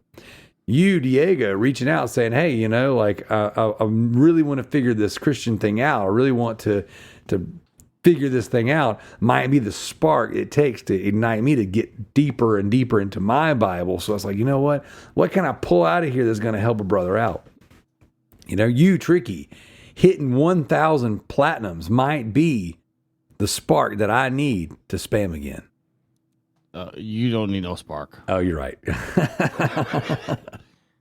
But I just want to thank you for everything you just said, and I'm going to change your name to Tony Robbins. Oh, you like that? I'll take it. Motivational speaker. That's the thing. That's the thing. You should hear me in my sales meetings on Wednesday, man. It sounds like I know what I'm talking about. You clearly don't. Hey, you know what? Fake it till you make it, brother. That is the quote I'm leaving you all with. Fake it until you make it. You keep pretending, keep on striving. Oh, I got one for real this time. Oh. I'm hungry, Darrell. I'm starving, but you know what? I can't eat for 12 hours, so you got to suffer with me. So you're gonna make me starve. All right. This is what this dude said. I went to this thing in Michigan a couple months back or whatever. We had this giant broker owner course, you know, and I got sent on behalf of the owners of our business as the owner. So I got introduced as the owner.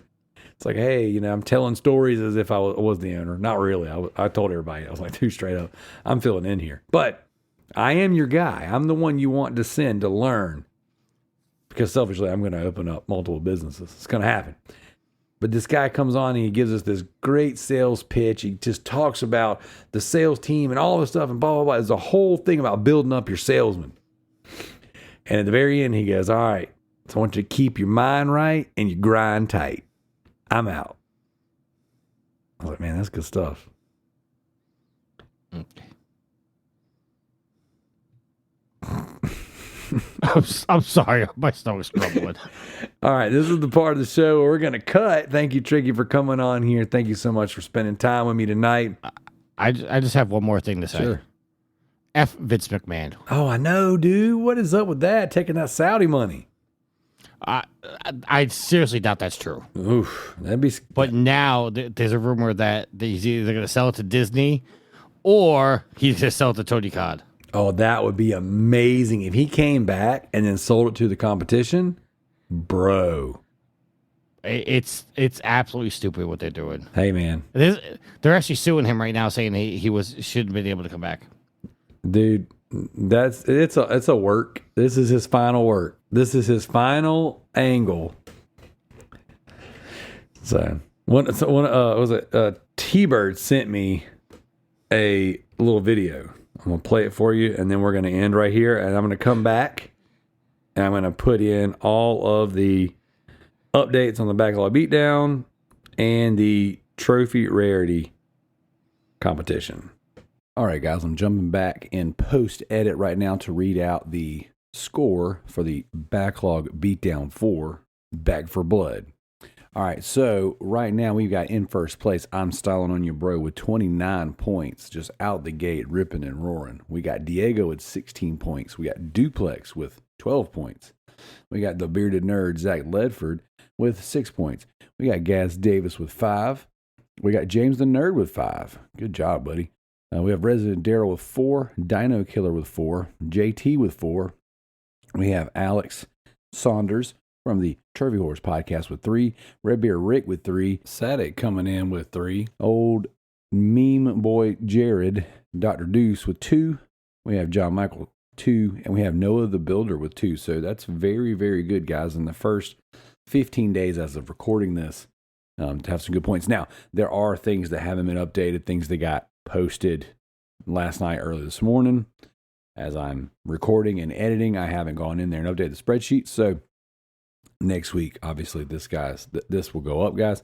So very good job. Now, what I'm going to do is I'm going to patch in some audio from Gareth on the Trophy Rarity competition. Gareth went out of his way to work up some really good stats for the Trophy Rarity leaderboard, and I think that's really awesome that he did that. So I'm going to patch that in right now, and we will end the show there. So thank you guys so much for participating in all things Loot Bros Podcast. And the rest of the crew got together this weekend, and they did another little show, a little part 2 for the gaming goals and the personal goals. So we'll release that later in the week. So the first of the week, you'll hear me and Tricky jabber our jaws, and then later in the week you'll hear the rest of the crew. So I think that's a nice little surprise and a nice little thing to have, a little post-week Loot Bros. So you guys take it easy, have a good one, play some games, and here is Gareth. Greetings from the UK. Welcome to the first edition of the annual Rarity Contest update. We're into week 2 of this now, in collaboration with the Loot Bros podcast and the Trophy Whores podcast. You can find details of the contest on Facebook under the Trophy Looting group. There'll also be updates on each of the podcast's Facebook groups as well. It's been a really successful start so far. We've had more people join as we've gone on, and it's got more exposure. We're 2 weeks into it now, and points seem to be flowing. Certainly the second week more so than the first. So I'll get into updating the tables for you. I have done it on the Trophy Looting site, albeit the images of them are not the greatest, but I have sort of split it into 2. Those of you who have seen it on the group will notice that I've also added a couple of other statistics, which will be quite interesting to go through over the year. So the first one is the rare for each contestant, their rarest trophy of the week that they've earned, and in what game that is, and they're also their rarest trophy of the year. And obviously, as they get rarer, I'll update that. I would have thought I'll be updating Tricky's first, seeing as his rarest trophies earned in 2023 is at 92.11%. A little bit embarrassing, but there we go. So what I'll do is I'll do the table in reverse order from top to bottom. So we have 2 new entries this week. So they have only had their baseline trophies taken today, and that is Darth Knight 82 and the Grounded Gamer. So they will go into next week's update. So propping up the table is Tross0726, who has an overall score of -5. Next on the leaderboard, the Bearded Nerd, Zach, is yet to get off the mark, 0 points. Not played anything yet by the looks of it, seeing as there is no trophies earned since December. Just going back to Tross's trophies, his rarest trophy of the week is Slake Buster in Guardians of the Galaxy, which has a 50.37% rarity value. Next up from the Beard Nerds is the Commish JT, that one Seagull, and he has moved up. He's gained 5 points this week to take him into the positives, so he's out of the negatives at least. He's on 2 points, with his most rarest trophy being in Final Fantasy Crisis Core, male completionist, a 43.81 rarity value. Next up is Kalai, and she's managed to take herself away from the Switch and PC gaming, and she's done a little bit on the PlayStation. She's on level points with JT on 2, and her rarest trophy is Acrobatic in Neon Abyss, 24.86%, so an uncommon trophy there. Not a game I'm familiar with. Next up, Trickymic. What can we say about Trickymic? 6,613 common trophies since the 1st of January. Not much going on else other than that on the other sides of it. His his rarest trophy, Knock Off the Rust, God of War Ragnarok, 92.11%. Brilliant. Above Tricky is Sadak. It comes in. Sadak is on 8 points, with an increase of 5 this week. Combo Creator, Earth Defense 4.1 at 29.25%. Dropping down the table, the Brain 76. Riley has increased. He's has got +3, very rare increase, so that's worth 5 points each one of those. However, he did lose 4 of his rare trophies, so he lost 12 points, so only a net +3 on that basis. But he is a little jump up from 8 points, which was tricky. He's on 13 with a 9 weekly increased score, but sadly didn't earn a trophy this week. Resident Darrell is next up. He's moved off the bottom, was on -3 from last week. He is now on +15 with his latest and his rarest trophy, Bulldozed in Gotham Knights, 45.84% rarity. Level on points with Resident Darrell is Stink Palm, 15 points, has done 15 points this week. Never been better. Minecraft Dungeons, 13.73%, so a rare trophy there.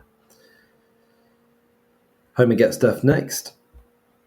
He is on 22 points with a weekly increase of 6, but again, not earned a trophy this week. However, his rarest trophy to date of the year is Stargazer in Dragon Age Inquisition at 18.95%. Next up, from the UK, Dupes25. Dupes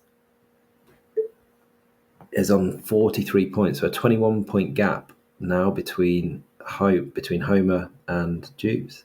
He had a 24-point increase this week, and a pretty rare trophy actually. He made his 4th degree in Hidden Agenda, which is one of those that you play games or something, with the use of mobile devices. Not played it myself, do own it, like a lot of these games, but not played it. MZ Nitro has dropped down from 4th place, and he is on 3 points ahead of Dupes on 46, an increase of 15. And here's Nightcap Mahjong Royal Towers, not a game I own, probably won't ever own, but 19.94% rarity. Not as rare as his overall. Jack of All Trades and Mafia 3 at 15.22 is his rarest to date.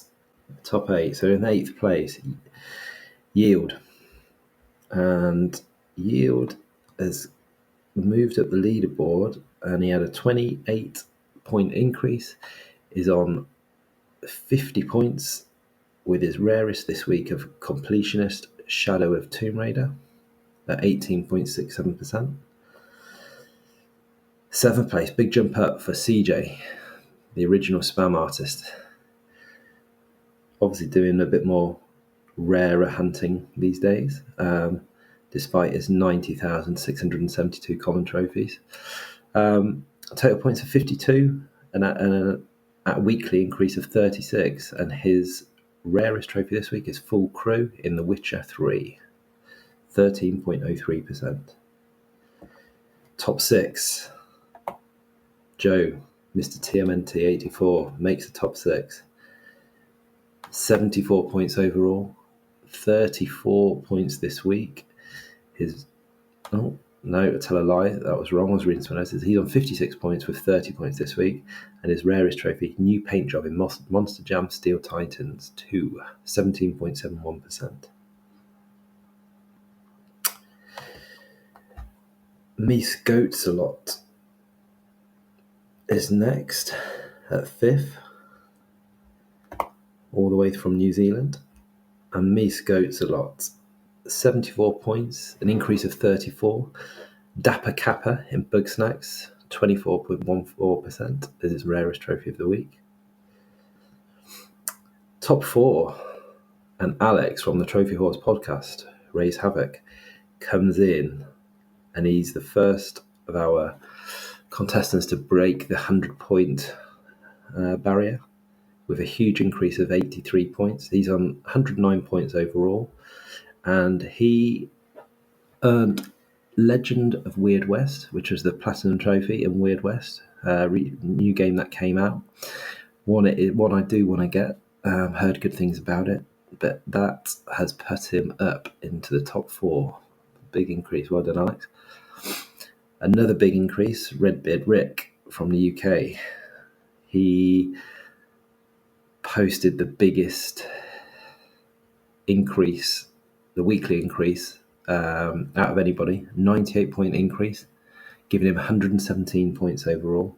And his rarest trophy, he achieved Platinum Trophy, nice original name, in Fallout New Vegas, which was a 6.95% rarity, so a very rare trophy as per PSN profiles. At number 2, dropping 1, Marky Fraser on 121 points, increase of 63. I Believe in a Higher Power, Gems of War, a 2.92% rarity, so an ultra rare this week he did achieve, which gives him 3 ultra rares overall actually, so pretty good going from Marky. A little bit embarrassed to say it, but number 1 is me. Not fixed at all, but I'm on 152 points with a weekly increase of 95, and my rarest trophy was the Platinum in Star Wars Battlefront 2 at 4.23%. 95 points this week. So that's the league table. That is posted up on Facebook in the Trophy Looting group. What I would also do is I'm going to give you the top 5 rarest trophies of the week and what they are for, and again the rarest trophies of 2023. It'll be a regular thing, certainly of the week. The rarest trophies of 2023 I'll do is maybe every month once there is a change to it. So off the top 5 rarest trophies of the week is dupes in number. So this is of the week. So 5th place, 4th Degree Hidden Agenda by dupes, and that was for 4th Degree is for Felicity Burns to Death. Not good for Felicity. Number 4, Legend of Weird West, and that was from Alex, and that was the Platinum. Number 3, Fallout New Vegas, Platinum from Rick. Number 2, the Platinum Trophy for Star Wars Battlefront 2 by myself at 4.23. And the rarest trophy of the week was attained by Marky Fraser, which was I Believe in a Higher Power in Gems of War, DLC Pack 25. So just a few trophies in that one. And that was for Reach Kingdom Level 15 in 5 Kingdoms. The top 5 rarest trophies of 2023. So this is going to be obviously very similar. There is one change though. The Hidden Agenda Trophy 4th Degree drops out and is replaced at number 1 spot by Yield, who is for his trophy Pro Team in Deep Rock Galactic, which was to earn silver promotions for all dwarves, and that carries a 1.15% rarity value. So that is the trophy to beat if you want the rarest of 2023. The next one to be knocked out is Legend of Weird West at 9.76%, which is Alex. That is pretty much it for week 2. Obviously, this may well be a regular feature. I may well be on the show at times as well, and do a live sort of discussion, bring people on if you know that's an option. But I hope you all enjoy the contest, and until next time, take care and keep earning those trophies. Cheers.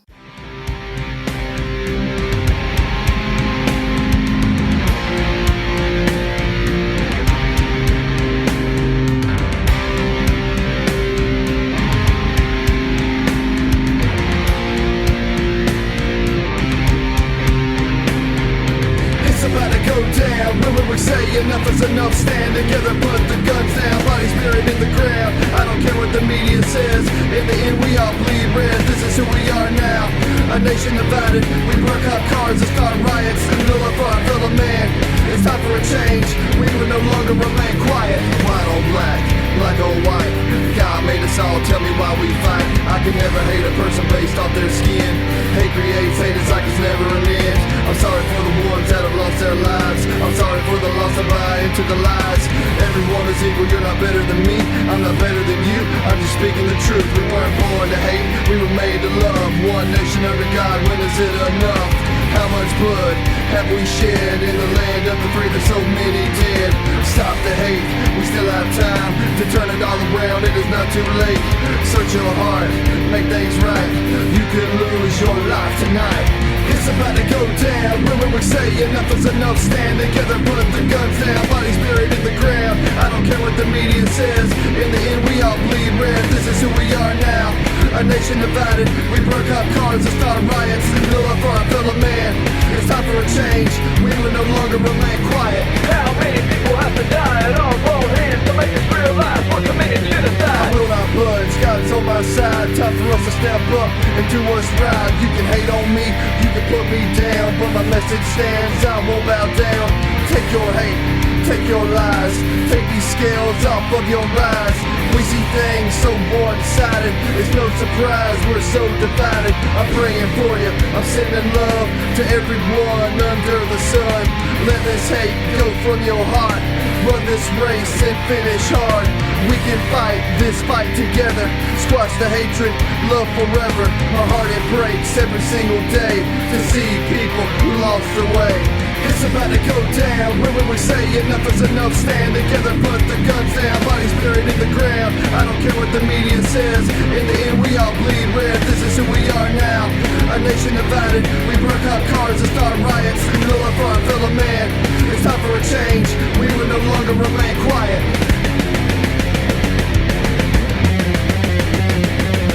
It's about to go down. When we say enough is enough, stand together, put the guns down. Bodies buried in the ground. I don't care what the media says. In the end, we all bleed red. This is who we are now. A nation divided. We burn cop cars and start riots. No love for our fellow man. It's time for a change. We will no longer remain quiet.